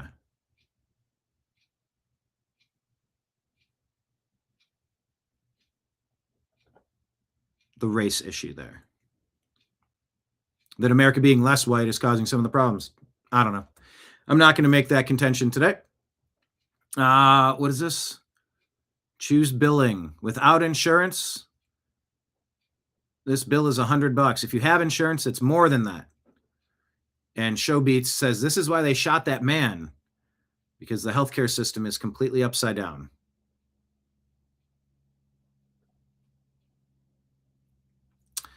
Do says, if you're aware that the term permanent underclass even exists, then it's clear you'll never be a part of it. No shot. On this app all day, exposing yourself to every opinion about what the future might look like, you've gotten to the point where you essentially become an expert in predicting exactly how you might be cooked, with what level of critical thinking there is, just no reality where you'll never allow it to happen to you. Even seeing this on your feed is already proof. Give yourself more credit. You're not just some useless sack of flesh, and you never were. The fact that this stuff is even on your mind means that you care enough about your life to never give up. Keep moving forward and trust in your ability to adapt to whatever life throws at you. No need to overly fear, because you'll always be able to figure it out. Impossible not to figure out. Being surrounded by so many bright minds, believe it or not, you're one of them. How often do people get encouraged? Maybe not enough. But I hope smart people are working together to try to figure things out. And yeah, this is just a standalone post about the Bolshevik Revolution. They will butcher us the moment they gather enough power, so you must stop that. Were you aware of this? 78% of candy brands test positive for elevated levels of arsenic. What does that mean, elevated levels? Long-term exposure linked to effects on the immune system and increased cancer risk later. Oh, boy. Context really matters. Take Three Musketeers. Well, here, let's just listen. Hang on. Let's... Okay, here we go. Through independent testing conducted by certified laboratories, the Florida Department of Health tested 46 different candy brands from 10 different companies. Of those, 33 were traditional, well-known candies, brands that we grew up with, things like Three Musketeers and Snickers and Skittles and Nerds and Kit Kats and Jolly Ranchers. In 26 of the 33 traditional candy brands tested, arsenic was detected at elevated levels. These levels are problematic when evaluated over the course of a year, and this is where the distinction is so crucially important. The concern here is not necessarily about one single piece of candy on one single day. The concern is when these products are consumed, as they realistically are, repeatedly over time, exposure can exceed what the Department of Health has determined to be safe annual allotment for arsenic. And here's why through independent testing conducted by certified laboratories, the Florida Department context really matters. Take Nerds, for example. Yes, my daughter really likes Nerds. According to the department's analysis, consuming more than 96 Nerds, the small granular pieces of Nerds in a year, exceeds what is considered a safe annual arsenic exposure for children. But 96 Nerds, as we well know, is not typically what comes in a box when you think about it. A typical smaller box can contain about 2,000. If you get one of those big boxes that you get like a movie theater, that's about 8,000 Nerds. Asking families to stop at 96 pieces over a year is not realistic when it's viewed against how the product is packaged, marketed, and then consumed. Another example to give you context and perspective is Swedish fish. The Department of Health determined that more than 8 pieces of Swedish fish exceed the estimated safe annual arsenic exposure level for a child. Yet in a typical small bag, usually 3 context, really 5 ounces, there are anywhere from 50 to 100 pieces. Stopping at 8 pieces does not reflect the real-world consumption. The same with Jolly Ranchers. The hard candies also kids love. The department's analysis shows that more than 6 pieces can exceed the annual safe threshold for arsenic exposure. A standard 7-ounce bag typically contains anywhere from 25, 30, 40 individually wrapped candies.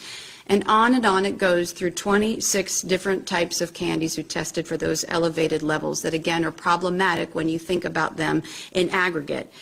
And keep this in mind, too. This is really before taking into consideration aggregate exposure, yes, as you're eating more than the allotment that the Florida Department of Health has deemed in a single serving or in a partial part of the bag. It's also consumed over time, more than a year, the candies, but it's also looking as 5 ounces as you're eating more candy and then other foods that could potentially contain arsenic as well. Parents and grandparents may not be aware of these potential problems about arsenic. And cumulative exposure is not something that anyone sees reflected on a label or at a checkout aisle.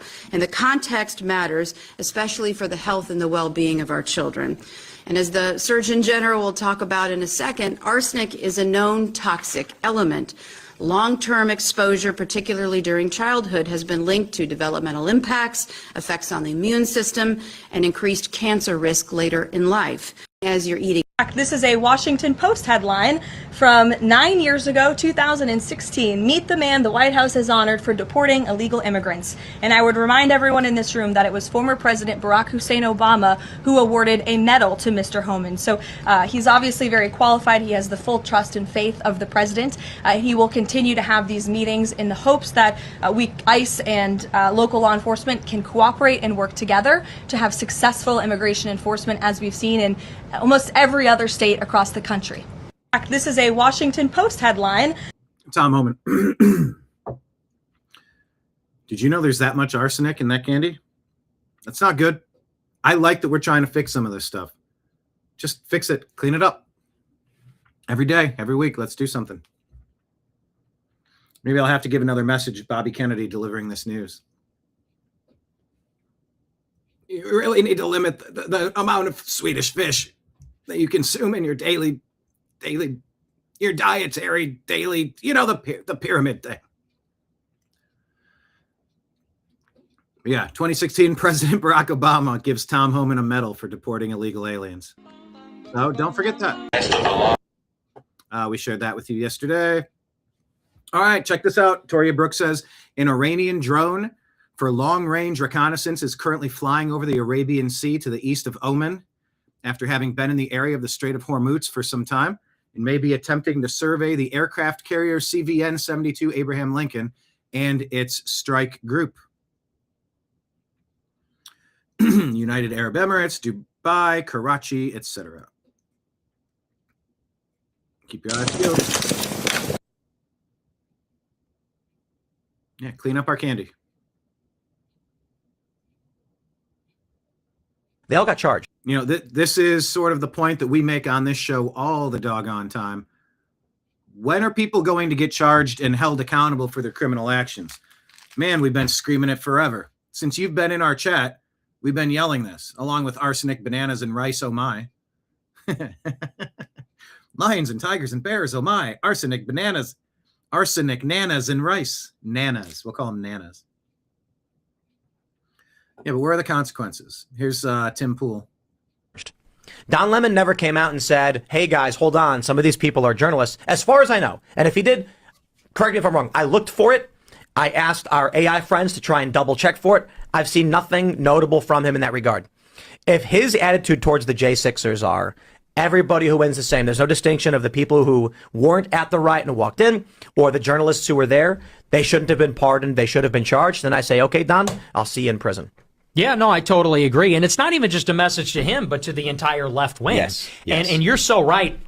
Precedent is the word, because the reason these people are so bold, rioting, looting in Minneapolis, what they're doing right now, the reason they went into a church is because there's never any consequences for the left. There's never any accountability. With the right, and what's funny is what happens with the right, they just get the book thrown at them. There's no defense.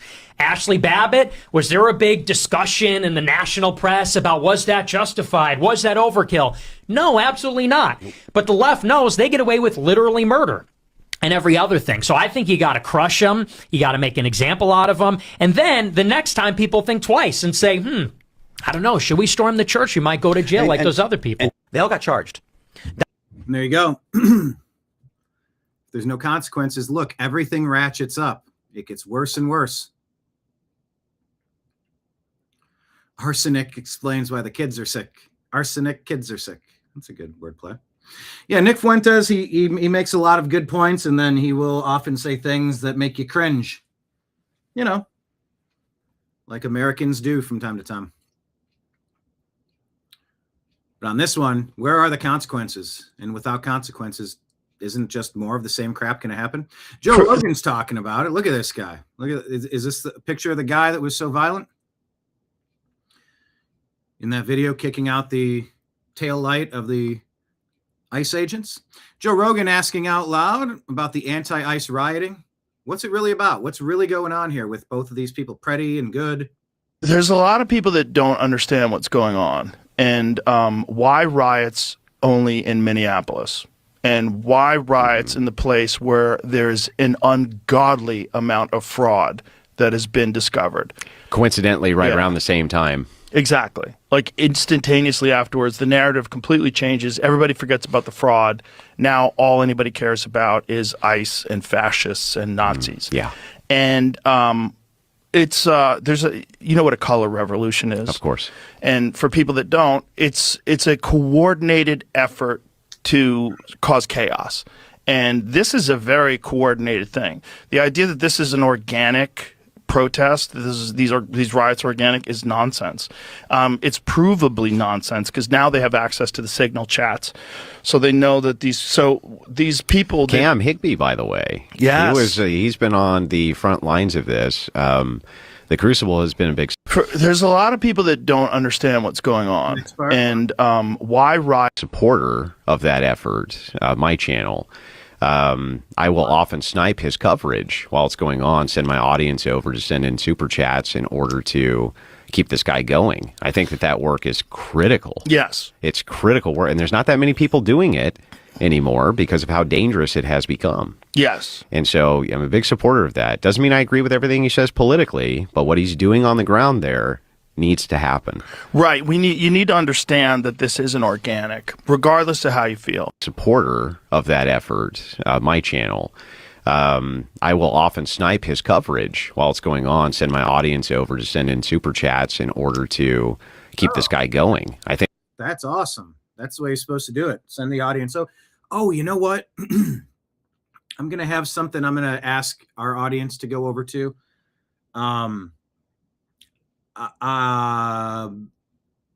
Yeah, I have a give, send, go, not for me, although we are going to be launching one so that we can get the war chest necessary to book hotel rooms, get flights, rent cars, fill up the gas tank, whatever the case is to go to some of these events. We are going to launch a give, send, go, maybe a GoFundMe, and I'll keep you posted on that. But there's a band member in our inner circle who helped us fundraise for my brother's family when my brother passed away. Bandmates, friends, and another man that's been with this group for 20 years. He's got a rapidly advancing pancreatic cancer situation. A wife and I believe it's 2 children. Let me double check. But at some point I will tell you about this. I'll have to figure out where I'm going to put the link to encourage people to maybe go over and do a give, send, go, or something to that family. But that's interesting. What is this guy's name? I've watched clips of this dude. I forget this guy's name. If you know this guy's name, type it in the. What was this? Andrew Wilson, Crucible. He did say Crucible, right? Not even following him. I'll follow. A debate platform online. There's a lot of people that don't understand what's going on, and why. Supporter of that effort, my channel. So he's saying that he takes his viewers and says, "Hey, go over here on Rumble and drop super chats." That's awesome. You know, like when we got that PayPal donation the other day, just out of nowhere. It's like, all right, thanks, whoever that came from. Don't know, but thank you. Like, pass the collection plate every day. This is our place of worship. We're just worshiping stories.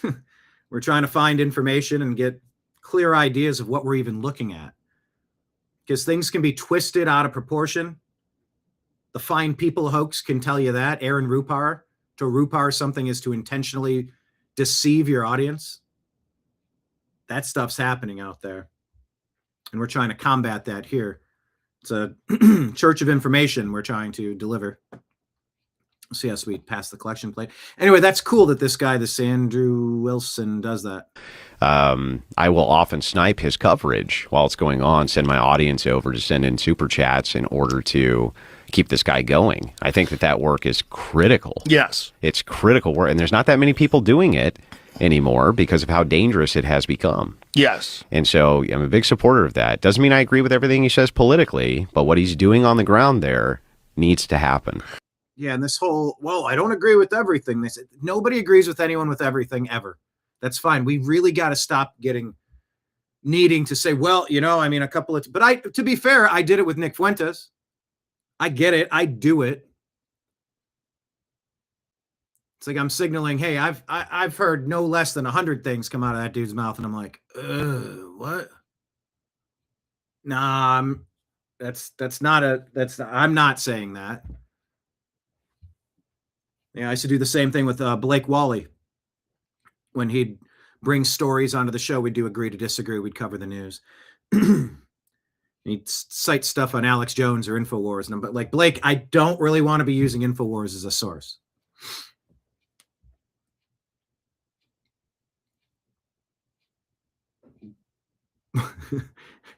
I was always just like, I want to keep that stuff at arm's length. I don't want to get too wrapped up in that circle where it's like, you're just like them. I'm like, no, I'm not. I'm not like me from day to day.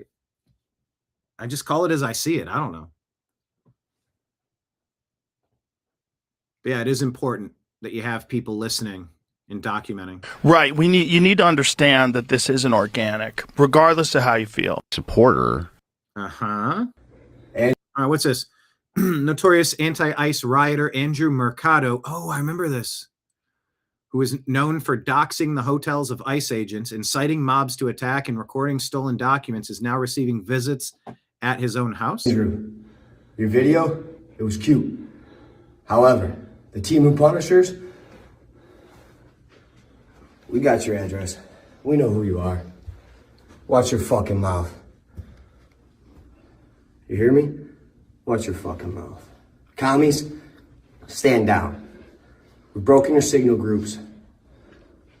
We've hacked your sites. You dumb fuckers vibe coded out a site that should have been locked down. And Andrew, watch your fucking mouth, bitch boy. Wipe your paws off. Misinformation comes with consequences. Andrew. Anti-ICE rioter is receiving visits at his own house. What does this say? Really don't care, do you? I don't know what that says. What is it? It's very different. Do you plan on watching the Melania Trump movie? Yes or no in the comments. Yes, I want to watch Melania Trump. I will watch the Melania movie. No, I will not watch it. I think I'll watch it. I bet it would be a good watch. Different. You know, he's 19, almost 20 years old. I'm very proud of him, and he's an incredible young man. He understands now. He's involved. He knows what's going on in Talking about Barron Trump being involved in his father's political work. the world. He talks with his dad. He talks with me. He was very involved in the campaign. He gave him all of the ideas, who he needs to talk to, all of these YouTubers and, podcasts. So he was really a smart mind behind it. It's very different. You know, he's 19, almost 20 years old. I'm very proud of Okay, so let's get into this story here about Marion will watch the Melania movie. I will watch it as well. Okay, let's talk about the Georgia story here. Going inside of the election facility.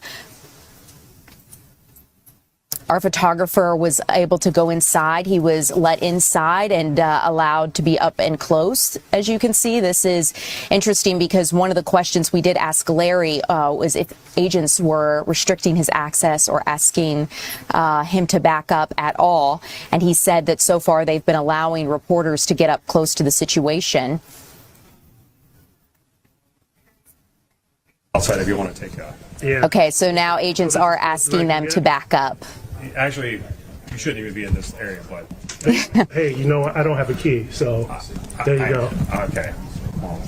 Okay, so agents are asking them to back up, saying our crew should not be in this area. So this is something we're going to continue to monitor. And as our photojournalist gathers more information... FBI seized 2020 presidential election ballots in Fulton County, Georgia elections office as part of a judicial approved raid. Let's go. And reporter Larry Sproul gathers more information. We're going to be able to hopefully get that going in. Okay, people. Gold has topped $5,400 an ounce. $5,400 an ounce, people. What's about to happen? Is there going to be an economic black swan? I don't know. Goodness. Bricks News says, just in, U.S. to return a seized Venezuela-linked oil tanker. Okay. I can tell you also, excuse me. All right, another Toria Brook drop. There's a lot of people that don't understand what's supporter of that effort. All right. Another good batch of stories. Hey, how about this? You know, I'm so ready to. Johnny here asks, if you die protesting ICE, do you get 72 trans women? Oh my. Hold on. Oh, okay. This is a good one. I'm trying to get to another point. That wasn't what I mainly wanted to share with you. I like sifting through these, though, the ones that make you think, whether you agree or disagree. I don't know. So it says, Classical Liberty goes, you can believe all three. 1, Alex Preddy shouldn't have been shot. 2, protests during ICE raids will increase the likelihood of confusion and violence. 3, millions more still need to be deported. You can believe all three things at once. Razor Fist, we shared this with you before. Isn't this weird? That ICE are operating in dozens of states, but it only gets violent in the one where we just uncovered a multi-billion-dollar fraud ring with probable links to the governor. Yep. This one right here is maybe the main one I wanted to share. Kenneth would watch the movie if it's rated X. No.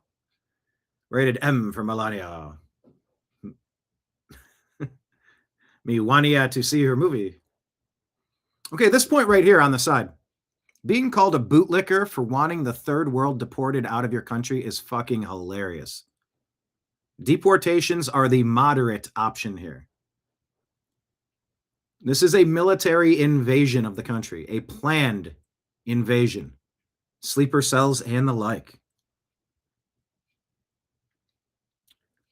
I really do think that there needs to be a new plan. If they don't have it, I haven't heard of it. You get the purple card. You have 30 days to go to your DMV. You present your information that you have, and you're going to self-identify who you are, where you are, and the fact that you might not be here legally.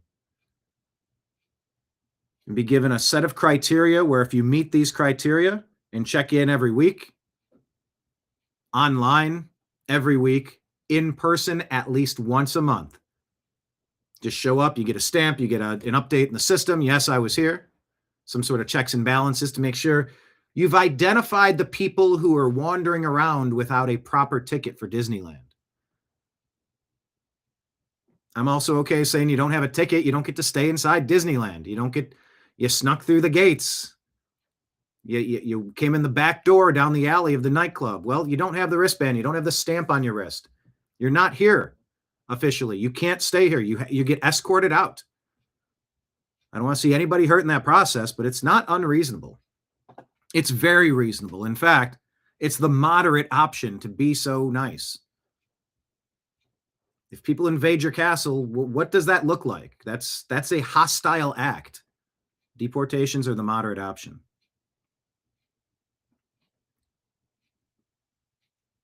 Yeah, and Luis Uradel said, here's a message from the U.S. government. From now on, in America, if you carry a firearm, you do not want to be peaceful. Carrying a firearm implies hostile intentions toward the government.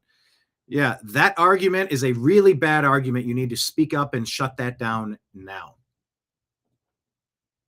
I think what's going on is Kash Patel and President Trump and some others have been referencing a specific Minneapolis law that says you can't bring a firearm to a protest.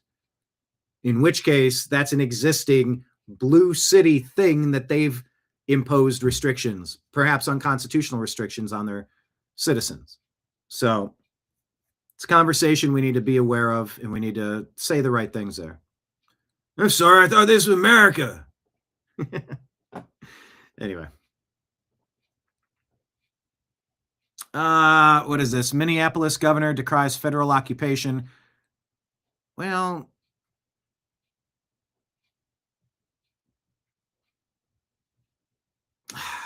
let me check. I'm going to keep it go. Well, I'll play a little bit of this one. I'm your common sense gay, and today we had yet another tragic shooting encounter between a man and ICE. Let me tell you who's responsible. It is activist organizations like the Solution Project, headed by Mark Ruffalo. And now I have found out Defend 612 is also tied to members of the Minneapolis city government. They are militarizing people like him to go out and obstruct law enforcement. Let me tell you something. If you were blowing whistles and surrounding cop cars and had a gun, the same thing would happen with police officers. We've talked about Defend 612 before and how they are funded and have a financial sponsor of the Cooperation Cannon River Project, which is basically a shell corporation which receives money from the Solutions Project, which is headed by Mark Ruffalo. They put out documentation like this, making people mini ICE cops, I guess. This is what I'm saying. You're putting civilians in harm's way and militarizing them. Here you have the instructions of what to bring when you're on an ICE patrol, including your whistles, which you will hear in all of these videos. And all of this documentation refers to the people participating in this as observers. Let's listen to the video of the encounter that happened today. Anyway, we don't need to do the deep dive, but you got to go after the organizations that are putting this stuff together, I think. What is this? Do you know who she is? Who this is? Who this is? Oh. Who she is? Who these group of women are? But I bet you know who these two are. The media only repeats certain stories, and they pretend that there's not a whole other vast swath of things happening. Selective outrage for political gain. Charlene Downs, abused by Pakistani men, murdered and her body never found. 19-year-old Philippine, raped and murdered by a Moroccan migrant. 9-year-old Luna, who's now wheelchair-bound after being attacked by a migrant teen. Laken Riley, who was raped and killed by an illegal migrant.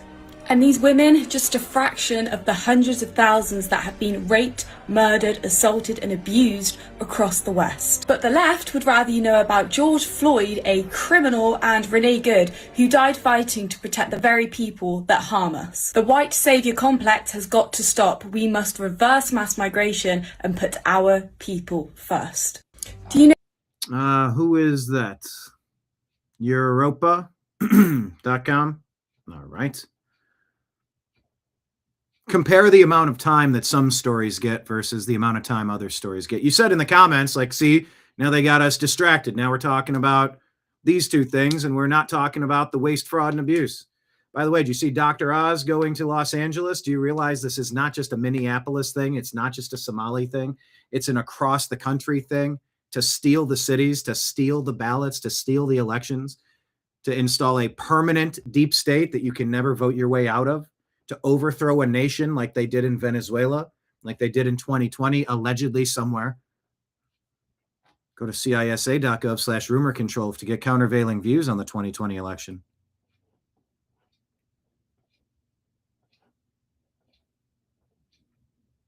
All right, here's a thought.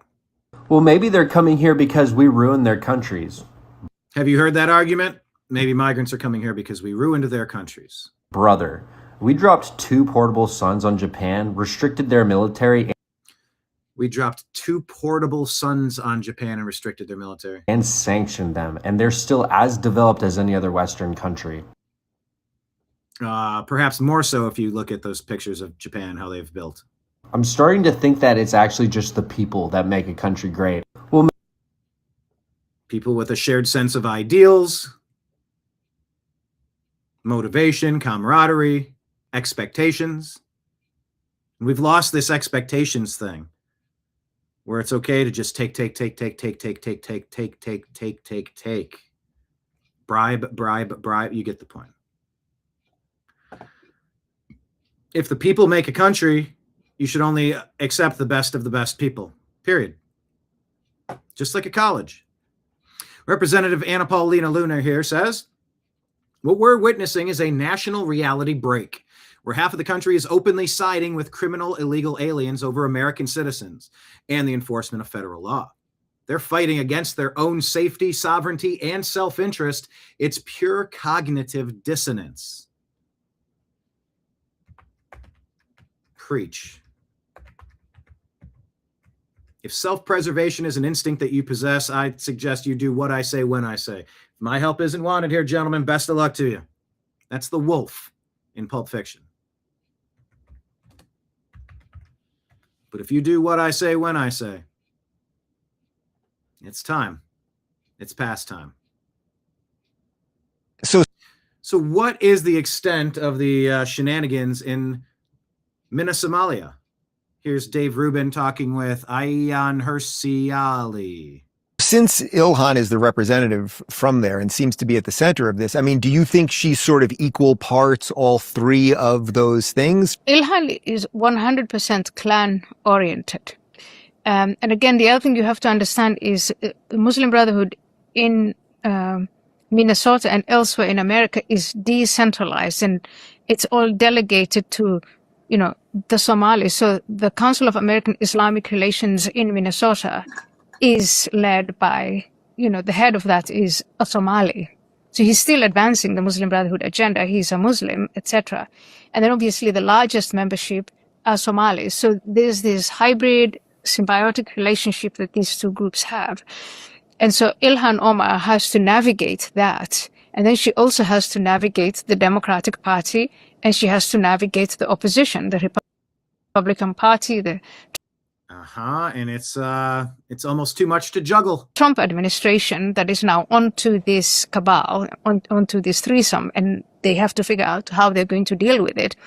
And so this is, she's essentially, she's a real politician. I think she's a capable, talented politician, and she can put on these different hats, whatever or headscarves, whenever it is convenient. The question is, how long is she going to survive? Because she cannot serve all of these masters at once.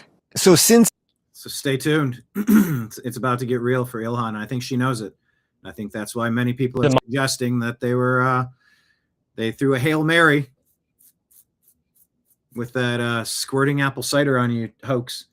In general, if you were squirted with something you didn't know if it could hurt you, if it was a pathogen, if it was acid, if it was going to biological, if it was waste or excrement, like you would change your clothes, you would wash up at least.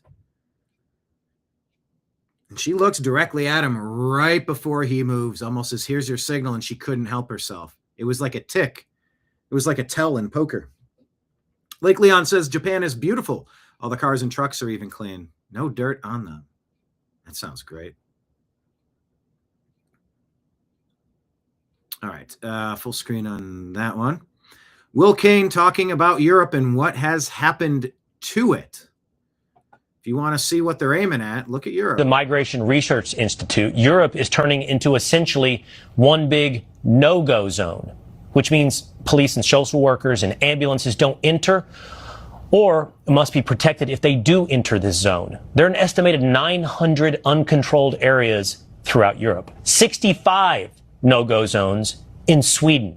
In the UK, 4 in 10 London residents weren't born in the country. I say it's buffering. London residents weren't born in the country. And the number one baby name in England? Muhammad. Where is the outcry, the outrage from our allies over what's happening right under our nose? Former Mumford & Sons banjoist Winston Marshall sums it up best. He wrote, "The Greenland issue has exposed two fundamental misconceptions widely held by European elites. Number one, that the rules-based world order ever existed. No, it was a mirage, only ever there for American might and to keep money to keep Europe afloat. Number two, America is causing turbulence and threatening world stability. No, writes Marshall, America is in a Thucydides trap. The threat to the world is China, and the U.S. is acting in response." Winston Marshall, the Migration Research Institute. All right. Yeah, how exactly do I apply for my own no-go zone? I think I'd like one of those for myself, says old man. It's a good comment. I haven't seen Paul Joseph Watson in a while. Good to see him back in the feed. Make sure you follow him. He's a good one. Where does he live? He used to be with InfoWars. Does he live in England? I don't know exactly what his story, but he does some good content. He's a good voice to listen to. Let's take a listen at what Hollywood is cranking out. I referenced this earlier. I believe this is the video I was talking about. No, things are getting serious when all the actors start reading from the same script. I could not be prouder to be American right now. I've never been more proud to be an American by the way the Americans are acting, seeing people and communities come together. And I could not be sadder to be American right now. And I've never been more ashamed to be an American with the way the government is behaving. To see what our government is doing. Completely identical. Both managed by the Creative Artists Agency, by the way. The CAA, one of the most powerful and influential in the entertainment industry. And I can vouch for that. Yes, that's 100% true. CAA was started by several members of the William Morris Agency, where I used to work, the world's largest talent and literary agency. There was a group of people who decided one day they were going to open up their own agency. And that's the rival that was branched off from William Morris Endeavor, now known as, I believe, Endeavor. CAA, major players of propaganda. Think Meathead, think Jimmy Kimmel, think Stephen Colbert, think Keith Olbermann, think these MSNBC, CNN. Very organic. Natasha Leon, also managed by the CAA. So I'm wearing this ice out pin here. Here's Olivia Wilde, CAA. This country is hurting, and I'm appalled. I'm sickened. Ariana Grande, who simultaneously started amplifying the same rhetoric. CAA. Mark Ruffalo, CAA. And what I'm seeing here happening is not America. It's almost like a script went out. You know, things are getting serious when all the actors start reading from the same script. I could not. It's almost like a script went out, isn't it? But you catch on when you watch this show. Once you see it, there's no way to unsee it. All right, let's break this down. Della? So here's a link to the original video, because I was doing some digging. Obviously, I wanted to make sure it wasn't AI before I made a video on it. It is harder than you'd think these days to verify whether or not something is AI. So I asked Grok and ChatGPT. They both told me that it was real. Obviously, I'm not just going to rely on AI. So here is the original video posted by The News Movement. Credits of this video and kind of explains what's going on, that the News Movement was working on a documentary on January 13th about ICE. And they realized after the fact, after the Alex Pretty stuff, that it was him in the footage that they obtained. So here is their source, this guy named Dan Ming, Dallin Mello, and then BBC Verify. I looked up Dan Ming. So I looked up Dan Ming. This is his story. He's a real person. He has an Instagram. I looked up his Instagram. And this is what Dan Ming has on his story. It says, on January 13th, my colleague Dallin Mello and I filmed a man interacting with federal agents in Minneapolis. It appears the man we filmed was Alex Pretty. Also, if you go to that first link, the original video is much longer than just a clip that can easily be distorted into AI. It's about a 3-minute long video of him running all over the street of Minneapolis. So, seems pretty real to me. So here's a link to the original video, because I was doing some digging. Obviously, I wanted to make... All right.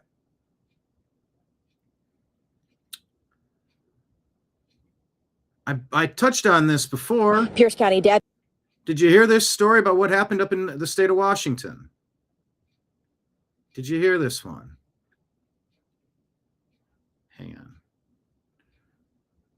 Deputies say the victim told officers that the suspect asked what religion he was, and when he said he was a Christian, the suspect reportedly stabbed him and his dog. Both were taken to hospitals in serious condition, and deputies say the dog went into emergency surgery. Deputies were searching for the suspect then for more than 2 hours after he ran from the stabbing scene. He was spotted by deputies around 8:40 a.m. who made contact with the suspect in a house's backyard. Armed with multiple knives, officers say the suspect was resisting arrest and made movements toward deputies. He was then shot by multiple deputies. Police say he was later pronounced dead at a nearby hospital. Now the Pierce County Force Investigation Team is handling the scene. To collect evidence. Define this as: a Muslim man walked up to another man walking his dog, asked him about his religion. After saying he was Christian, the Muslim man stabbed the man and his dog. Aaron says Muslims are declaring jihad against Christians in Washington state, but sure better stop those deportations. ICE was mean to someone. They were mean to someone, so stop deporting people who won't accept Christians in America. And then they'll do interviews. If there's any witnesses, they'll talk to people that live here in the area to find out if they know anything, if they heard anything, if they saw anything. Pierce County deputies say. Now, neighbors tell us they heard anywhere between 3 and 5 gunshots this morning. People also say violence and crime in this area of Parkland has been on the rise, with frequent shootings, reckless driving, and loitering, driving some neighbors to want to move. Now, neighbors tell us they heard anywhere between. Yep, makes you want to move, huh? Eddie Nitschke. He initially said he wasn't religious. The attacker then stabbed him multiple times. Oh, told a man he was Christian after initially saying he wasn't religious. Oh, guy has lung cancer, suffered a punctured lung and collapsed. Oh, this is so terrible. Brain blood clot, both he and the dog hospitalized and serious. Dog now recovering. There's sort of a reason why you want to vet the people coming into your country. All right, who's this? Asmongold. What's his name? Seen some of his posts, not super familiar with them. Americans and Westerners have been completely mind-broken and psyoped into thinking that the only moral thing that they can do is to give away their culture, their money, their land, and their lives to third worlders for things that happened before we were born. That goes back to the education system and what they're pushing on people. Can't fix the country until you fix the education system. The oldest of the American 13 colonies, founded in 1607, is about to be disarmed by a man who was born in Bangladesh named Saddam Aslan Salim. Greg Price reporting the quote, today a bill to ban assault weapons was voted out of committee in the Virginia Senate. How are foreigners taking office in America? People born in other countries. They shouldn't be able to serve in this country. Essentially making gun ownership illegal in the Commonwealth, says Greg Price. Its author is State Senator Saddam Aslan Salim, born in Bangladesh. In Virginia's code, an assault weapon is defined by any semi-automatic center-fire rifle or pistol that expels single or multiple projectiles. The bill makes it a Class 1 misdemeanor to possess or sell an assault weapon under this definition, as well as any magazine that holds over 10 rounds. Most firearms fit under this definition. If signed into law, it would turn millions of law-abiding gun owners in Virginia into felons with the stroke of a pen. Fight this, overturn this. We have a Second Amendment. You can't do that. That's Virginia, people. That's Virginia. All right, David Cate here.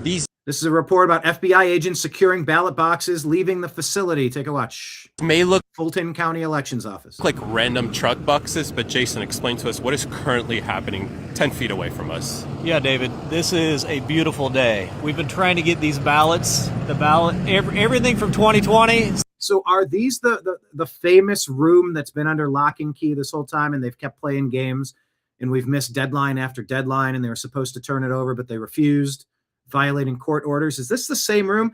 This is where I would instantly go to a Scott Adams show, and I'd see what he gathered up. Was Cernovich talking about it? Did Mike Benz confirm it? Is this the same room? I know that Scott would have given us that update specifically, because that's my question. Is this the same room that's been holding this stuff and defying court orders for years now? I don't know the answer to that. Pretty much since 2020. We've been told time and again, everything was fine. Don't worry about it. Why are you investigating 2020? This happened so many years ago. You know what? If there was nothing to hide, they would have showed us years ago. Now we're going to find out. These trucks are on their way to Virginia. They're going to be out of state very soon, and it is time to get to the bottom of 2020. So basically, it's about 700 ballot boxes from the 2020 election, because again, this is the Fulton County Election Office. Today, FBI executed a search warrant where they seized essentially those 700 boxes. Everything. And now they've officially left. This is the train, as we'll say. These may look like random truck boxes, but Jason, explain to us. All right. Is it time yet? That's the comment I'm dropping. Is it time yet? Have we waited long enough? Can we finally get the indictments? Please? Papers, please? Ballots, please. All right, let me bounce over here to our X feed. Please make sure you're following us at American_media_.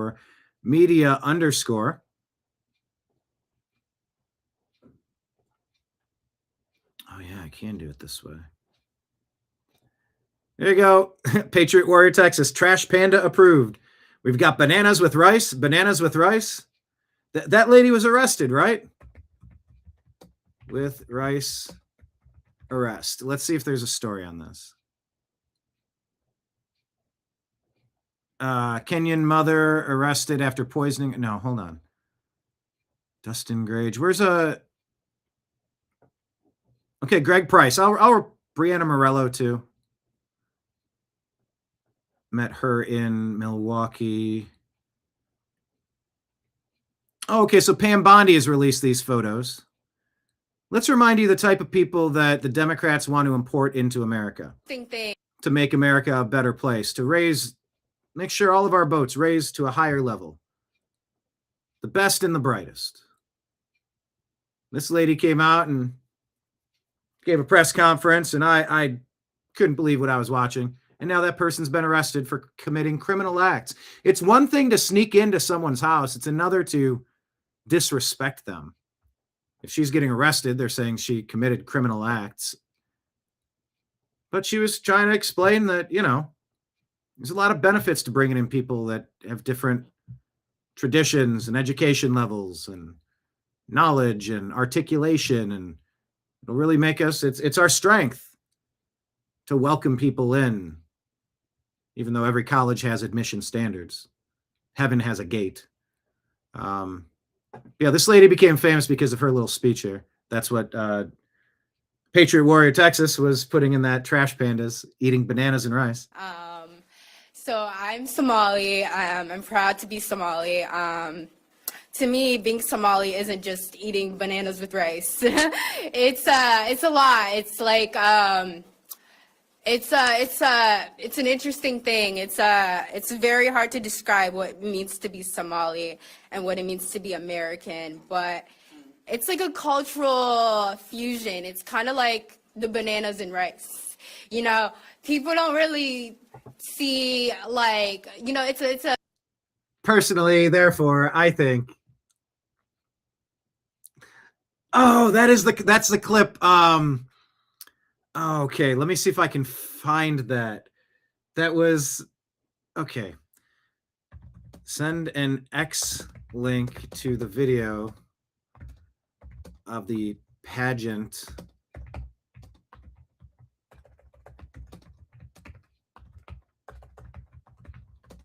They don't have maps. It reminds me of Bart Simpson, where he does a book report on corn, or as the Native Americans call it, maize. Oh, I just hope they don't flag me for playing a clip of this. But it's given off this same energy here, this pageant with Mario Lopez. Let's just cut to her answer. Can't locate a map. Why do you think? Okay, here's the question. Okay. Very Recent important. polls have shown a fifth of Americans can't locate the U.S. on a fifth of Americans can't locate the U.S. on a map. Are you kidding? That's our education system. world map. And that, Why do you think this is? Why would that be, South Carolina, Miss South Carolina, Miss Teen USA 07? I personally believe. I know I'm going to get dinged by NBC for this, so I can't even play it. I personally believe, I got to go this way. I personally believe, therefore, they don't have maps. That U.S. Americans. U.S. Americans. U.S. Americans are unable to do so because they don't have maps. Osama. People out there in our nation. People out there in our nation, or as the Native Americans call it, maize. Don't have maps and don't have maps. And I believe that and then I believe, therefore, such as I believe that our education, like such as in South Africa. I believe our education, therefore, such as South Africa. I mean, it's just, this is Kamala Harris-esque word salad. And the Iraq, everywhere, like such as, and the Iraq, everywhere, such as. And the Iraq, everywhere, like such as, and the Iraq, what did she say? One more time. And the Iraq, everywhere, like such as. The Iraq, everywhere, like such as. That's exactly giving off banana and rice vibes. And the Iraq, everywhere, like such as, and. The Iraq, everywhere, such as. Giving off the exact same vibes as this. It means to be Somali and what it means. Like, it's a lot. It's like, to me, being Somali isn't just. It's not just bananas and rice. Just eating bananas with rice. It's a lot. It's like, it's a lot. It's an interesting thing. It's very hard to describe what. Everywhere, they're like, therefore, such as the Iraq. It means to be Somali and what it means to be American, but it's like a cultural fusion. It's kind of like the bananas and rice. We're more than bananas and rice. You know, it's kind of like bananas and rice. You know, therefore, such as. People don't. The Iraq. People don't really have maps. Really. People don't really have maps. People don't really have maps. Oh, I wonder if I could do a back and forth. No, it's not that important. See, like, you know, it's you know.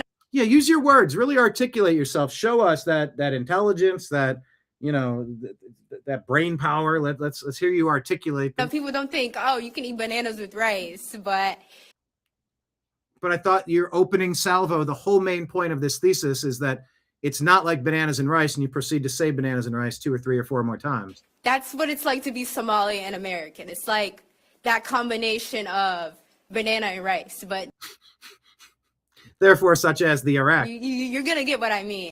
No, I'm not gonna get what you mean. No, I don't get what you mean. Yeah, the guy in the back does look embarrassed for her conversation. The larger dude. Well, which one's the larger dude? That one dude is larger, and the other guy is larger. Wider or taller? The black guy or the not black guy? Miss Somali 2026. Therefore, such as the Iraq, they don't have maps. Like such as in South Africa and the Iraq, everywhere. Such as South Africa and the Iraq. Therefore, such as. Sorry, I got to get the end of this. Where like such as and. Therefore, such as. I believe that they should. What should they do? Our education over here, and yes, our education over here though. Not the Iraq or Africa, and therefore such as. The U.S. should help the U.S. Yeah, over here in the U.S., we should help the U.S. The U.S. should help the U.S. or should help South Africa. We should we should over here, therefore, such as help the South Africa. And the U.S. should help the U.S. or should help South Africa and should help the Iraq and the Asian. And help the Iraq and the Asian countries. Got to throw that in there. And should help the Iraq and the Asian countries. Yes. So we will be able to build up our future. Look at I can't show it too large or else they just take the image. Mario Lopez is just sitting there going, oh my dear Lord, what just happened? This was a Kamala word salad masterpiece. So we will be able to build up our future. Build up our future. Thank you very much, South Carolina. Thank you very much, South Carolina. It's such a classic, but it gives off the same exact vibes. And now she's been arrested. Bananas and nice. The dude with the glasses. Okay, yeah, that's a big guy too. Here, let's go full screen. Okay, the dude with the glasses. Yeah, everyone's like, what the actual? Look at his furrowed brow. I mean, his head is scrunched together going, huh? Thank you for sharing that. That's what this was about. Trash. Thanks for taking me on that detour. That was kind of funny, though. Patriot Warrior, Texas. Trash Panda approved. All right. Elon says just another day in the UK. An Afghan national abducted a 12-year-old girl from the street, reportedly abused her, and then took photographs of the attack. Just another day in the UK. Why are they ceding their country to, air quote, asylum seekers? Why are they doing that to their people? Rapid Response 47 says, congratulations. President Donald Trump released this on Truth Social.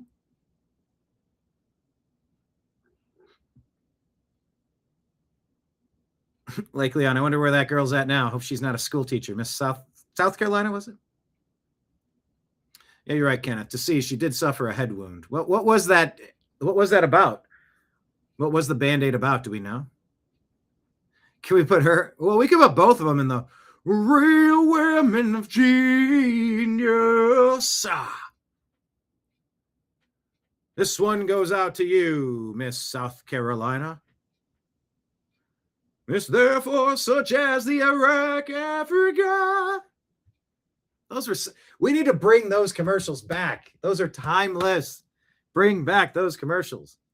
That's what I would do if I ran their marketing department.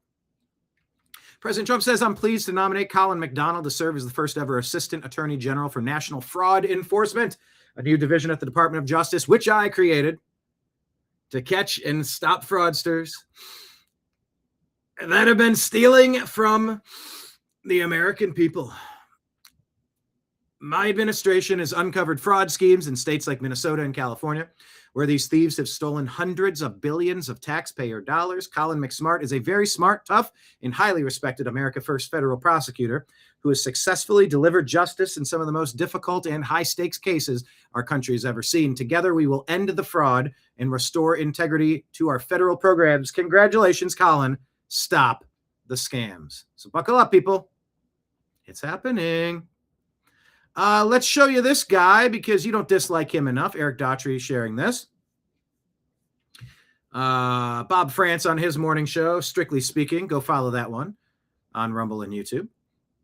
Played this. This is Philadelphia District Attorney Krasner. Listen to these words. Can you believe that a Democrat is being so bold as to be this treasonous, this out loud? This is a small bunch of wannabe Nazis. That's what they are. In a country of 350 million, we outnumber them. Calling ICE and MAGA Nazi. If we have to hunt you down the way they hunted down Nazis for decades. Hunt down Republicans like they've hunted Nazis for decades. They simply will not cut the shit. We will find your identities. We will find you. We will achieve justice. And this is time to arrest him, right? John Fetterman, he's asked about this. What's going on? Is it time to condemn the Democrats for being so damn stupid and violent? That's gross, and that I absolutely condemn that. Absolutely. Do not compare anyone to Nazis. Don't use that kind of rhetoric. You know, that could incite violence, and now I strongly reject that and condemn that kind of language in the strongest terms. You know, members of ICE are not Nazis. I don't compare anyone to Gestapo and those things. You know, this is one of the reasons why I think we should stand down in what's happening in Minneapolis. You know, we all have to reduce the temperature. We have to turn it down. And using that kinds of rhetoric, you know, again, I can't ever support that. And I have a basic rule in politics. Don't compare anyone to Nazis. I don't care. You just don't do that. These are not Nazis. So for me. Yeah, that's great. So Fetterman continues to make sense on some issues, you know? Go figure. Cam Higbee says Signal Gate is not over. More is coming. Stay tuned. Everything will be revealed. So follow Cam Higbee. Remember, everybody, only traitors help invaders. Say it out loud. Only traitors help invaders. It's a good line.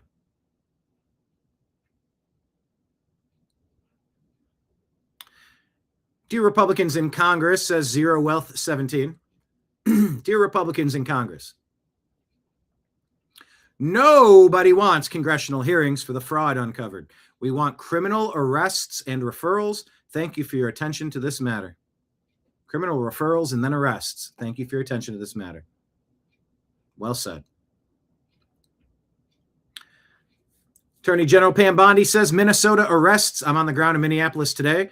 Federal agents arrested 16 Minnesota rioters for allegedly assaulting federal law enforcement. People who have been resisting and impeding our federal law enforcement agents. We expect more arrests to come. I've said it before and I'll say it again. Nothing will stop President Trump and this Department of Justice from enforcing the law. Here's Elizabeth Warren telling you, here's the story of a man named Preddy. Caring for people was at the core of who he was. He was incapable of causing harm. Incapable of causing harm. Alex carried patience, compassion, and calm. Patience, compassion, and calm. Ka-chow, ka-kick. Once again, I will admit that's if this person is in fact, but it looks like more and more sleuthing has been done to confirm that this is the guy in this video. But listen to how Elizabeth Warren's trying to paint this sympathetic character for a violent insurrectionist.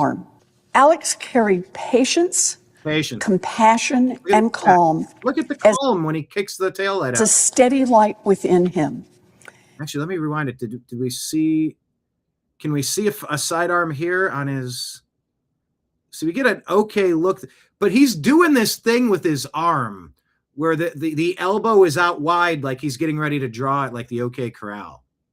See how weird it is that right arm is flung out there like that, like he wants to keep it ready to reach and squeeze. Compassion and maybe I'm reading too much into calm that. I don't think so. As a steady light within him. Even at the a steady light. Very end. Oh, did she say a steady light within him as he kicks the light out of the car? As a steady light within him. Wow. Even at the very end, that light was there. I recognize. Here, let's see. Can we pause it? I know there's better ways to stabilize and pause. It's sort of blurry. I don't know that I can get a good freeze frame. Okay, I mean, we got the glasses. It looks... There's one. Is it AI? Is it real?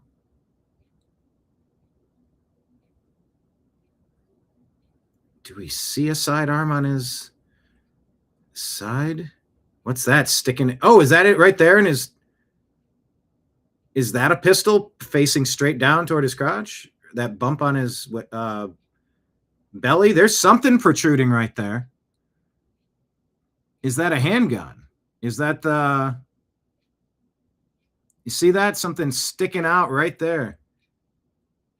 Or is that just like a hoodie kangaroo pouch? Or is there something in there? I don't know. That light was there. I recognized his familiar stillness and signature calm composure. Caring for people was at the core of who he was. So this is just a reminder. You don't need to take sides when things immediately happen. Just wait and sort things out. It's okay. It's okay.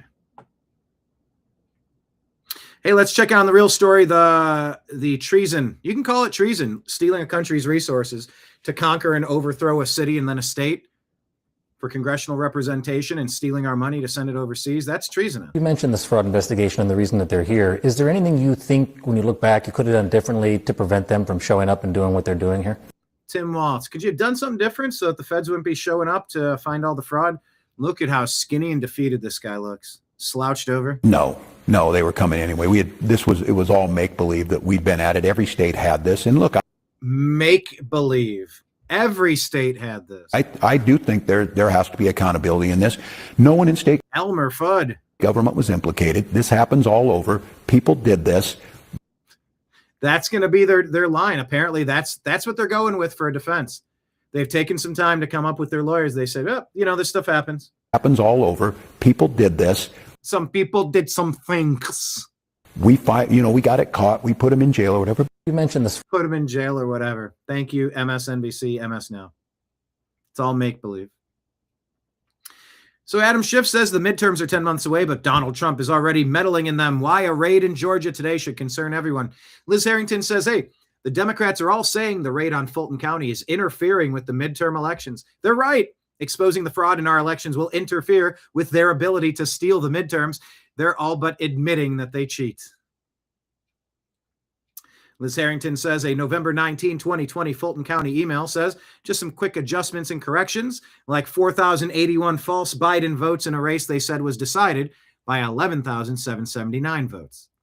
It was never corrected. The hand count audit included over 6,600 fake votes to make it match the fraudulent original count. They knew it and they covered it up, says Liz Harrington. Rasmussen report says Georgia, how Joe Biden, air quote, won. The hand count audit included over 6,600 fake votes to make it match the fraudulent original count. They knew it and they covered it up. Georgia is a Dominion voting systems state, says Rasmussen reports. Under duress, I tell you, for countervailing views. Oh, I didn't want to put that one on. Let me do, nope, not that one. Let's do this one. We'll put it on the screen. For countervailing views on anything regarding health or vaccines or elections, go to cdc.gov, who.int, or cisa.gov/rumor control. Go get your countervailing views because they'll tell you 2020 was totally legit, pristine, free and fair. The only free and fair election in the history of elections. The most free and fair ever. All those question marks, countervailing views from them will tell you everything was fine, everything was okay, nothing to see here, move along. We'll see about that. Get your countervailing views, everybody.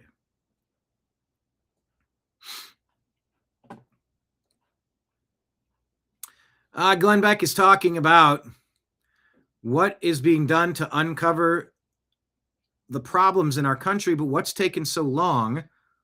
And why does it have to be these people instead of people in our government? What in hell's going on? It's people like you. It's normal people who have a skill. Data Republican is just a mole, man. She just knows how to find stuff. Cam Higbee seems to be the same kind of person. Just goes in and knows how to find stuff and is exposing all of it. And you have people, Ryan Morrow doing the same thing. With us yesterday, we exposed a big thing that he found as well in his investigation. So a lot of things are happening. Here is the other thing that I want to point out.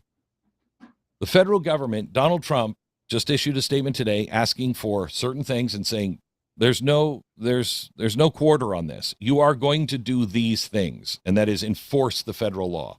You have to turn these criminal aliens over. He is investigating, FBI is investigating, et cetera, but so far, everything that has been found by people like Cam Higbee. Can I ask you what the hell we're paying the NSA for?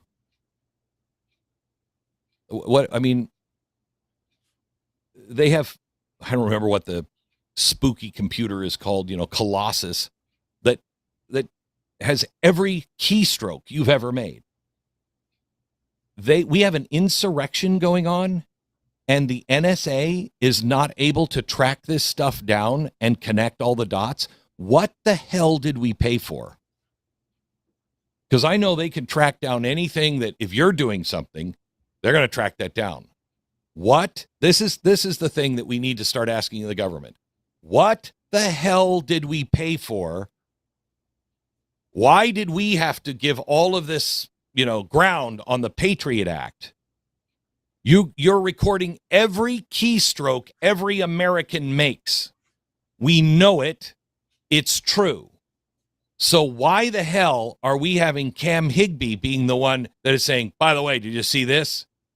The NSA, the government, should be standing up every day going, here it is, and here's the definitive connection to everything that they're doing. Here's how they're all related, and here come the charges. I would expect to see that pretty soon. And if not, again, Pam Bondi, I would ask, why isn't that happening? We've been screaming this over and over and over. What's torch? I know the blaze, but what's torch?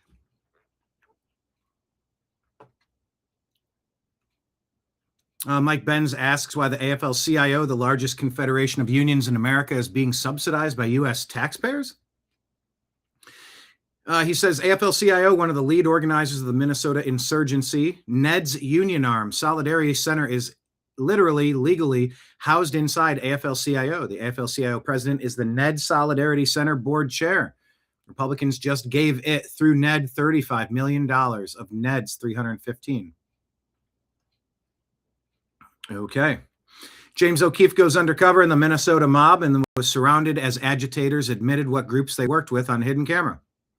An entire network of NGOs and unions and activist groups, including SEIU, Make the Road New York, and Independent Socialist Group are all behind this chaos. A lot of these were similar groups or the same groups that you saw in Chicago for the Democrat convention.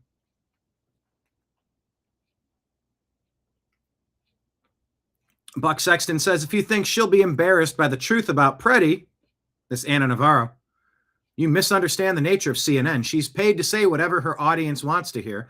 She conjures a make-believe world for them. Lying is their gig. They killed the wrong guy, right? Because this is like the perfect guy. Alex Preddy is the guy you would want to date your daughter. The guy you would want your son to grow up to be. The perfect guy. A decent human being who was served. You know, you couldn't possibly know that about a person that quickly. And that gives away the fact that you are reading a script and you don't care about reality. You've sold your soul to push lies and you know it. Serving humanity, serving sick veterans who is, you know, there is nothing that has been said about that man that isn't wonderful. And so nothing has said about that man who was previously tackled by ICE for kicking out a light and spitting on a vehicle. Loudly, antagonistically, escalating toward violence in the streets. It's almost like they're talking about a different person, if that video is him. Can't malign him. They can't malign him because we have the videos. Do we, Ana Navarro? Wow. What do you know? So, where is immigration, customs? Where's ICE going to be headed next? How about Lewiston, Maine? Take a watch. 39 companies in one building. Yeah. 39 companies in one building. You think that it's just Minneapolis that's committing all this theft, all this treason, all this fraud? Oh, no. And they're all, we actually have video of it that we'll release in conjunction with this episode. We went in, we knocked on all the doors, and nobody's home. They're one-room office suites. They all have matching signs on the door. They're checking the box of having an office so that they can unlock the Medicaid money. Yeah. But no one's there. And if somebody from the government just knocked on the door, they'd figure out pretty quickly, or just like did what we did, just walk around the building. We visited twice in December and then in January to see what was going on. And it's clear what's happening. They just like, someone figured out, here's this empty office building, go get a suite, you check the box, you unlock the Medicaid money, you look like a legitimate business. But you've got AB Home Healthcare, Bright Star Home Care, Bright Star LLC, Bright Star Residential, Bright Stars USA, Bishop Star Residential, Coastal Care LLC, Fable Home Care, Greater Portland Home Care. That one has billed $2 million. Maine Home Care, Noble Transportation, which is a Medicaid transportation company, Prestige Home Care. That one's billed $2.5 million. Knocked on the door, nobody's there. Southern Maine Home Care. That one is $4.3 million. Matt Whitlock says, if you're wondering why there's a sudden pressure campaign to kick ICE out of Maine, that's why. Every single one is empty, but collecting millions in taxpayer dollars. Wow. Dana Lash. Oh, yeah, end wokeness. Alex Preddy says, assault me, MFer. On January 13, trying to get injured by federal officers. Dana Lash says, sure, investigate the agents, but don't act for 1 second like this guy didn't go to ICE operations to impede and physically attack agents. That's felonies. They knew him because he had spent weeks doing this. And because you didn't arrest him, he kept getting further and further out of hand. Part of this is on you for not throwing him in jail and giving him charges. Look at you! Pepper spray, bitch! Fucking something, motherfucker! Fuck you guys! Fucking trash! Fucking trash!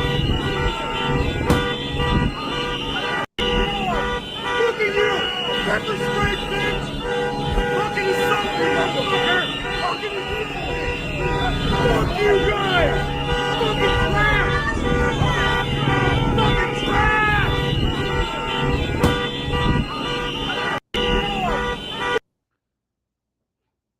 Convincing people to be in these bum fights. A little bit of incentive, a little bit of notoriety. Terrible decision to participate in this stuff. You've been doing it for a while.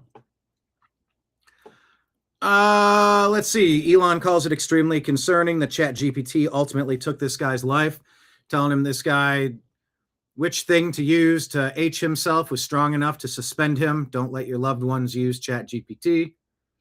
Taking you down a really dark path.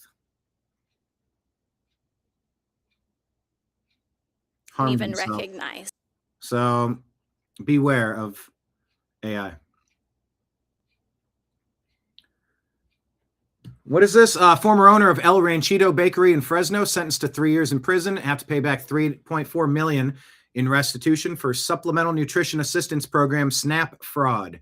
He and co-conspirators exchanged SNAP benefits with customers for cash and unauthorized items, which cost taxpayers millions. FBI case. Good.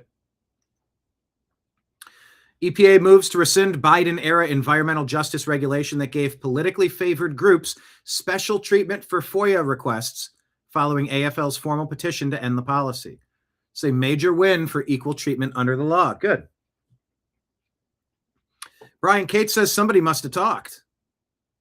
A search warrant isn't a blank check. It has to specifically state exactly what the people are looking for and exactly where they expect to find it.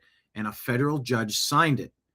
But this is a different report about the raid. I guess raid was the right term earlier when I was trying to say. A Fulton County, Georgia election office, part of the investigation into 2020 election fraud, seizing items and investigating documents, phones, and computers. Okay, so I guess they're taking documents, ballots, phones, and computers. I'm trying to figure out the exact scope of this. Take a look. FBI agents are on site at a Fulton County election office in Georgia, where they are conducting a search. David Spunt's got more details for us on this developing story. David?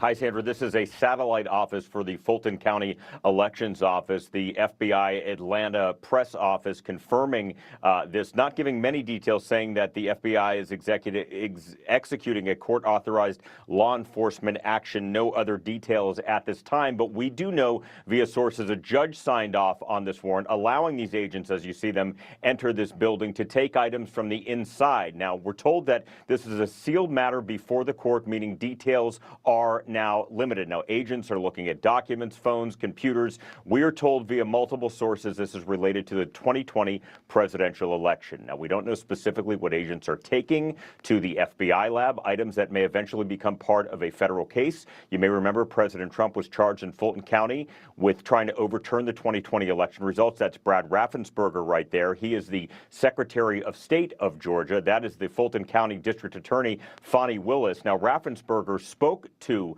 President Trump back in early 2021, and Trump said that he wanted to find some 11,000 votes to help win the election. Raffensperger said that he felt pressure from Trump. Willis then took Donald Trump to trial. That didn't happen. In 2023, she said that her prosecution was all buttoned up, ready to go, but it was completely derailed after it was revealed she had an intimate relationship with the top prosecutor on her team, and it could have tainted the case. Late last year, a judge dismissed the case in its entirety. It's important to point out, Sandra, that a judge typically would not just sign off on a warrant so the FBI could go on what's known as a fishing expedition. It's likely the FBI and DOJ presented some credible evidence to the judge for the judge to go ahead and give the green light. No immediate comment from the Justice Department. Again, the FBI confirming this court-authorized search warrant. We are waiting to see if perhaps Director Kash Patel, Attorney General Pam Bondi, or even Secretary Raffensperger, or perhaps Governor Brian Kemp have anything to say. It's time to reclaim the news cycle. Time to reclaim the news cycle. This report from is this Jeffrey Mead? FBI agents are on site at a Fulton. On that. Do you want to know why Democrats are panicked about immigration enforcement? Watch some of this, because I've mentioned this, but maybe visuals are going to help you. The blue cities and blue states hemorrhaged people during COVID. They've been artificially boosting these city numbers to give them unequal representation in Congress, which is drumming out the will of the people, of the American citizen, in favor of theft, waste, fraud, abuse, and treason, money laundering, theft, piracy of our scarce and crucial funds.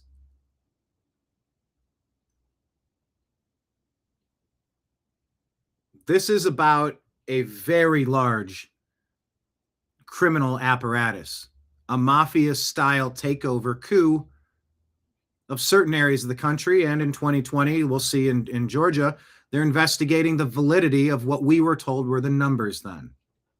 Watch this report. Look at this above my head. This is the 2030 apportionment forecast, which will be based off the 2030 census. So this is predicting if states will increase in electoral votes, decrease in electoral votes, or stay the same. If you pay attention, every single state that's decreasing in electoral votes is blue. Essentially, every state that's green is either red or trending red. You can argue or debate about Georgia, but my overall point still stands. This is terrifying for Democrats, and I'll explain why. This is also likely why Joe Biden let in millions upon millions of illegal immigrants and why we've seen Democrats fighting us so hard to enforce our immigration laws and deport these illegal immigrants. So 3 things are converging at once right now. The first one is people are moving from blue states to red states. The only reason California has been seeing consistent population gains is due to international migration to California. Americans are moving out of California to red states. And again, why is this important? Because of apportionment. So let's take this a step back and let's just talk about off the jump when it comes to presidential elections. Electoral votes. Republicans start at an advantage when it comes to electoral votes, meaning there are more solid red states than there are solid blue states. So depending on how you look at it, Republicans start with around a 240 electoral vote baseline before the election even really begins. That's baked in. Democrats start with around a 200 to 210 electoral vote baseline. Republicans already have the advantage there. I hope you find this interesting, like the deep dive into why they're because it doesn't make sense. Why would Democrats sell their countrymen out? Because they would rather burn it down and be kings and queens over the ashes.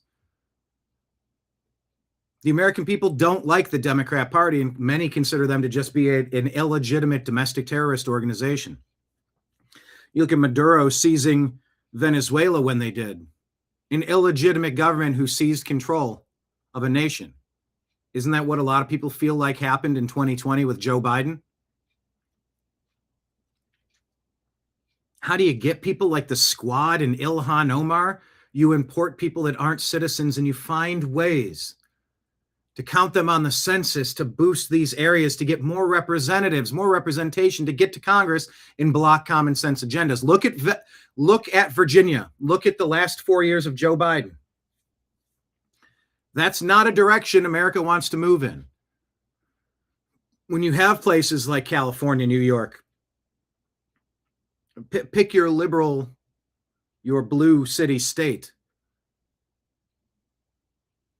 The corruption is absolutely through the roof, completely incompetent, and not representing the will of the people. And that's essentially just off the rip. So let's think about this. I'm going to go back a little bit. First thing, Republicans already have a baked-in advantage when it comes to the Electoral College. They already start closer to 270 than Democrats do. Again, this is based off of solid red states versus solid blue states. Now, here's the second thing. Individuals are moving out of blue states and moving to red states, which then in 2030, from then on, for the next 10 years, it will increase red states' electoral vote baseline. So once 2030 starts, the advantage for Republicans will even be larger. Now, let's add the third thing, which is voter registration. Democrats are losing a ton of voters. Independents are gaining a ton of voters at Democrats' expense, and Republicans are gaining in voter registration. So now let's add. The Democrats do not have the consent of the governed. Add those 3 things. Democrats have a lower baseline when it comes to electoral votes. The census shifts are going to lower their baseline even further when it gets to 2030. And they're having registration issues. They're losing voters. What is one way to offset this? Immigration. Remember, the census counts bodies, not citizens. So when Trump is deporting immigrants, this is harming Democrats. Because again, they want to have a bunch of illegal immigrants in this country because it helps them protect the structure. They don't want to lose electoral votes. Well, if people are moving out of their states, what's the way they can increase their population? Import people. They don't want their baseline when it comes to electoral votes lowered. Again, import people. This is essentially one of the most effective ways they can fight back to stop the underlying structure from changing that would disadvantage them even further. This is why they're fighting us enforcing our immigration laws so aggressively, because it is existential for them in many ways. And this is why you see panic, moral absolutism, apocalyptic language like the world's coming to an end. It's also why you see total refusal to compromise. They hide all of this behind morality and compassion. But in reality, they're just trying to preserve their power. And having a bunch of illegal immigrants in this country is a way they can do that. It allows them to still somewhat be competitive. Because when you stack all these things up, it's kind of brutal. Think about it. Republicans already have an advantage when it comes to electoral votes. Democrats are losing citizens to red states, which is going to increase Republicans' advantage even further when it comes to electoral votes, apportionment, Congress, etc. On top of that, there are more people registering Republican than Democrat, so they're losing the voter registration battle at the moment. But one of the ways to offset this is to have a bunch of immigrants in their states. So again, Democrats are not just being compassionate out of the goodness of their heart for all these illegal immigrants. They're using emotion to manipulate people into helping them preserve a structure that keeps them somewhat in power. Or they want to stop the structure from eroding their power. Either way, again, it's not about compassion. It's not about being kind out of the goodness of their heart. A lot of exploitation. It's about federal power. And I just sent out an article about this to my Substack subscribers probably like an hour ago, explaining this in more detail. So in the future, if you want emails like this into your inbox that really help.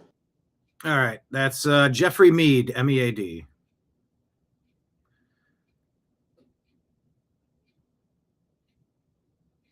Let's see. Good Wednesday. President Trump warns Minneapolis Jacob Frey. Well, let's listen to President Trump about Jacob Frey or Frey. You know that Portland, we got it down to almost no crime. You know that? But we pulled it out. We had. Are you watching the right screen? Wrong. There we go. Let me do it this way. You know that Portland, we got it down to almost no crime. You know that? But we pulled it out. We had a Supreme Court decision. We can go back. We're allowed to go back in. But we'll go back in when the crime starts. Look, the crime will soon start because they now know that we're out. And at the appropriate time, we'll go back in, and we may, if we're allowed to. The most powerful thing we haven't used, the Insurrection Act. You're considering using the Insurrection I've always considered it, but we haven't needed it anywhere. 48% of the presidents of this country have used it. Bush used it, I think, 22 times or something. You know that, right? I mean, Bush the elder. You know that Portland, And by the way, this was put out on January 28th. And it says just announced by A.J. Huber, but this was from a few weeks ago. We played this a few weeks ago, so this isn't exactly what I thought. But Jacob Frey, I guess it's Fry, like pie or sky. Jacob Frey, spelled incorrectly. It says, I also made it clear Minneapolis does not and will not enforce federal immigration laws. Why would you not do that? And we'll remain focused on keeping our neighborhoods and streets safe. Neighbors and city leaders will continue to stay in conversation with Mr. Homan and his team. got it down to. President Trump says, surprisingly, Mayor Jacob Frey just stated that Minneapolis does not and will not enforce federal immigration laws. This after having a very good conversation with him. Could somebody in his inner sanctum please explain that this statement is very serious violation of the law and that he's playing with fire? Stay tuned. Well, Greg Gutfeld is back on the 5, and he's kind of had it with Jessica Tarlov and others. How dare you, Jessica? You're the one who said it. It was weird. Jessica, there's a lot there, and I want to get to Greg. I do have some ACLU reading material for you about all of Obama's violations, how his ICE acted. You can review that. Greg. Not very nice. That's not very nice. What did she just do? Excuse me. Nothing you said matters. Every single Welcome thing, back, Greg. No, everything you said does not matter. It does because to millions of it doesn't. Because everything you mentioned are the consequences of the. Oh, you go ahead and scoff. How did we get here? Pull back. How did we get here? An open border that let millions in, and you guys didn't give two Alex F's Creddy about. Okay, snuck right through that border. All right. We had dozens of deaths where you didn't say shit. Jocelyn Nungary, Laken Riley, Rachel Morin, Molly Tibbetts. I have I'm going to just do it because this is just, I can't believe that we're still talking about this stuff. Here's 3 pages of women who have been murdered by illegal aliens in the last like 7 or 8 years. The 7 or 8 years that we have been here talking about this and mocked over it. When we showed the embassy, showed the border being overrun and people laughed at us. And now you're here. It's like you're the maid trying to clean up a mess and somebody there is staring at you going, oh, you got to clean it up better. No, you made the mess. This is the Democrat Party's mess that we're trying to clean up. And you're saying, wow, these ICE agents are using terrible language. We don't care. I'm bored by this. I'm absolutely bored by this. I'm bored by the Nazi stuff. I'm bored by the concerned people in the media. They were not concerned when innocent women were raped and murdered. They didn't care about the 50 who died when they were incarcerated under Obama. They didn't care about the 27 or 30 that were shot under Obama. But now they care now. You deserve no attention on this. You deserve no credibility on this. It's actually comical because here's my feeling. It seems like you're ready for another one. Yeah. Begging for another one. Like Leon says, how do you pronounce Glenn something of the Eagles? That'd be Glenn Frey, right? Like pie in sky? You had good. That went for a couple of weeks. You had this guy, went for a week or so. We used to represent the Eagles at William Morris when I worked there. I worked in the contracts office, so I believe we had to process a whole bunch of stuff. Yeah, I believe the Eagles were one of our bigger acts at the time. Whoop, it stopped sharing. Hold on. That wasn't supposed to happen. We'll go back to it. Another one. You had good. That went for a couple of weeks. You had this guy, went for a week or so. You're going to need a third one. This is what this is about, because this is what creates the motivation for this drama. This drama that could have been prevented if you guys just listened to the sensible people. Why is it that the cities that aren't sanctuary aren't having any violence? Why is it that the rate of violence in what's the name of the city? Minneapolis is 5 to 7 times higher than cities that are 3 or 4 times larger? Why is that? You guys are always feigning this performative ignorance that you don't understand things. You never explain your own ignorance. Why is there so much violence in Minneapolis and not in Texas? Well, see, there are different people. There are people who, when they hear an awful crime, when Molly Tibbetts is murdered, they think of their wife, they think of their kids, they think of their sister, they think of their mother. What do Democrats think about?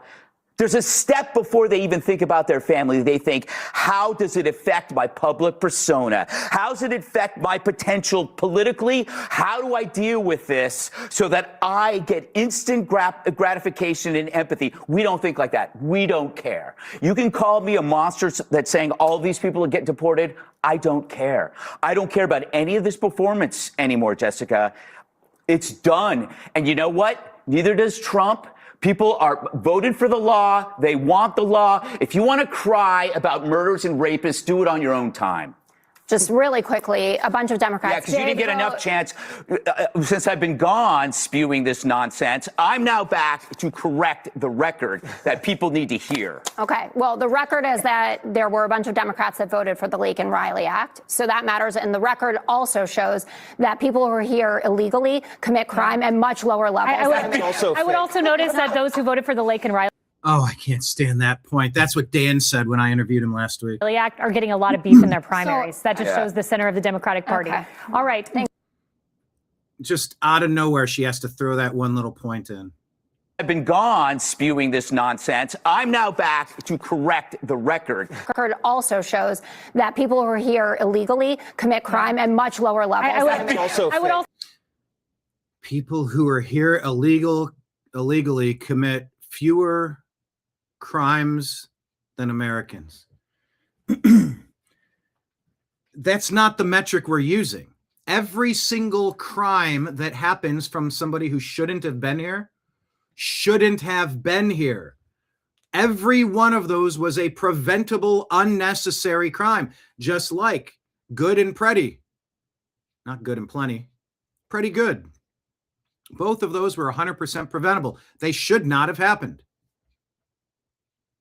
shouldn't be in the country, shouldn't have eliminated that human over and over and over and over and over again.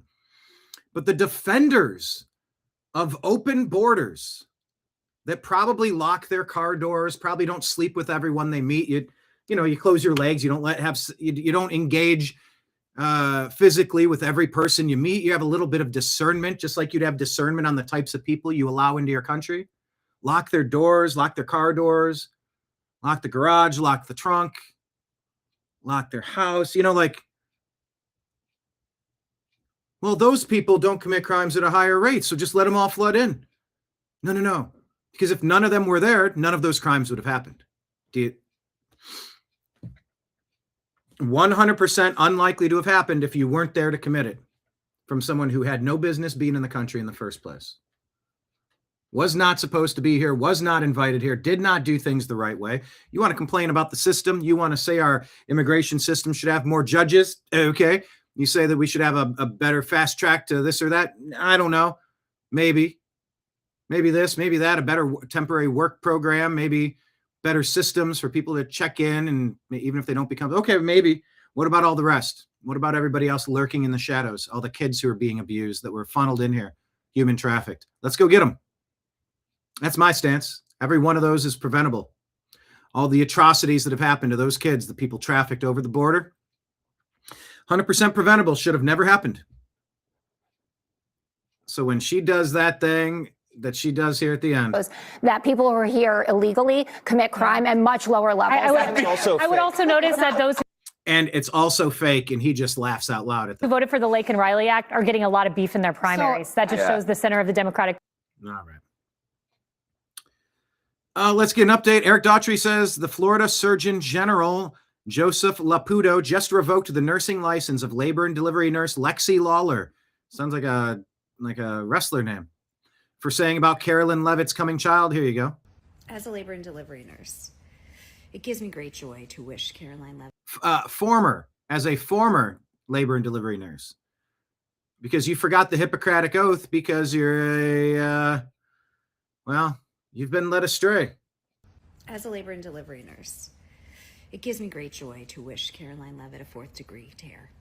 I hope that you fucking rip from bow to stern and never shit normally again, you cunt. As a At Baptist Health. Oh, wow.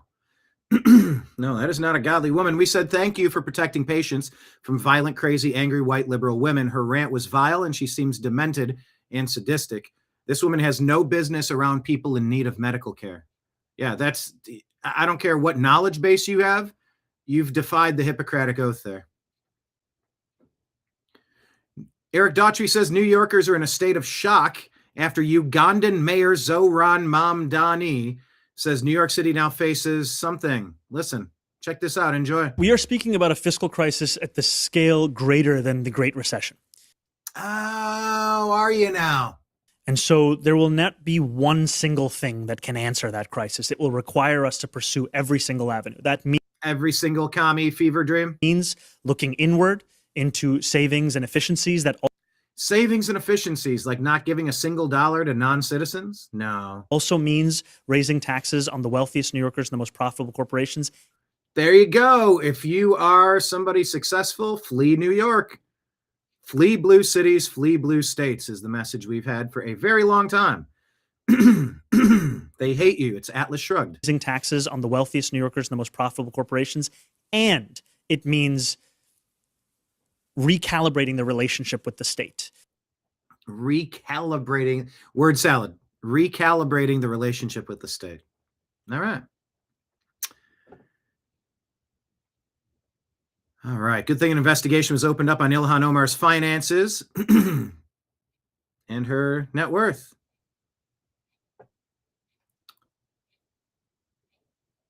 The alleged Ilhan Omar sprayer, Andy Kazmerzak, seems to have some far-left gender pronoun children, but yeah, totally MAGA. This stinks of being staged. There are 30 million reasons why. 30 million reasons. What does that mean?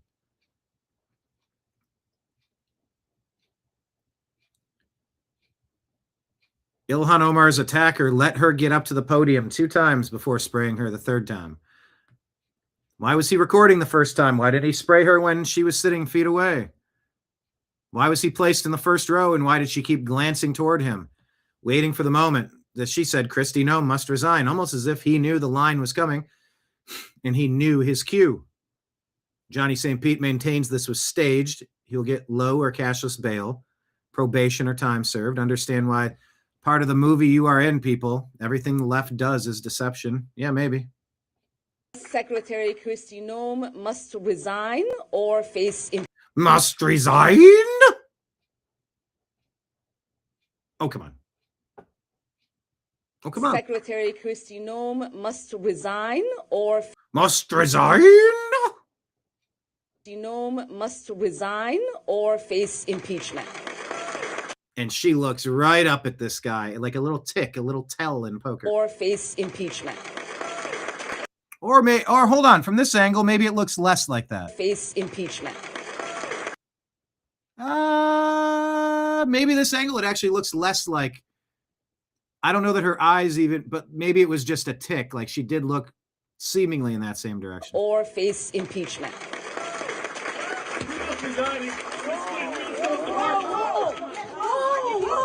But running toward him is a very bad idea. You don't know if he's holding something sharp. You don't know what you just got sprayed with. Like running toward him is a very unusual reaction.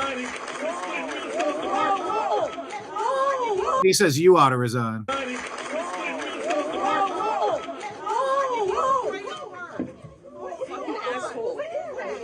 I don't know. Yeah, right. So, fake or not fake, I don't know.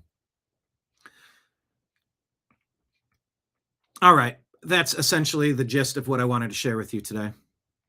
Marion says, if I go into another country and break their laws, I can say, well, Americans don't break as many laws as your own citizens. Give me a break. Exactly. It makes no damn sense. And you have to wonder about the financial motivation of people that are willing to sell their countrymen out by making such a statement. Jessica Tarlov or anybody really using that statement. All those families who've been shattered by people that did not deserve to be in America. Yes, not everybody deserves to be in America. It's our club. We have rules. We have expectations. And if you're going to come here and steal shit out of our cabinets, you're not welcome at our party. Yeah, but France gave you a statue out in the garden that says, give us you're tired and you're poor and you're weak. Take it up with the statue. Talk to France. We're just like a college. We have guidelines. We're going to check your IDs like a nightclub. There's nothing wrong with this. In fact, it's the only common sense solution, and anybody saying otherwise is really suspect in my book. That's how I see it. Tell me in the comments section if you agree or disagree. We appreciate you all being here for the show today. We'll be back tomorrow at noon for the TNAM Daily Show. I'll try to get the Rumble, what's it called? Rumble wallet enabled. Maybe a new show intro. I don't know how long it would take to do it. I think if I just sat down, maybe 2 hours. I think I could knock it out. I could at least improve it. I don't know that I would ever have a finalized version of it, but I could probably at least improve it. So we'll see. Stay tuned. See what you think. But until then, thank you all for being here. Hope you had a great day. Reminder that we have Rumble Rants and Super Chats. We are 2 days away from ending this month. We can finish super strong like bull, and try to overtake our best month ever of December. We're about $50 behind, and that's after fees, so maybe 75 on YouTube. See what we can do. But as always, thank you for your support. Rumble Rants, Super Chats, PayPal, Cash App, Venmo, and WhatsApp. All those, or not WhatsApp, Cash App. It's all scrolling at the bottom of the screen. Thank you, everybody. We got a lot to do. Let's get to it. Appreciate you. I love you. See you tomorrow. And we'll talk to you again soon. Take care, everybody. Peace.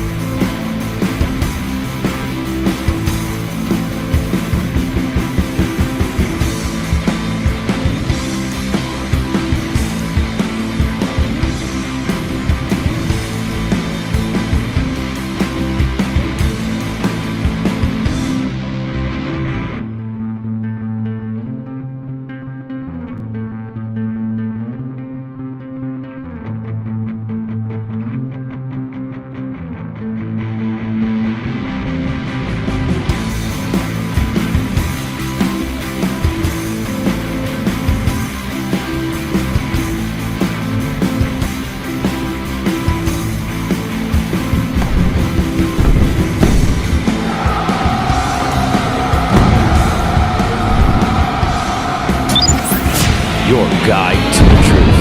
TheNewAmericanMedia.com.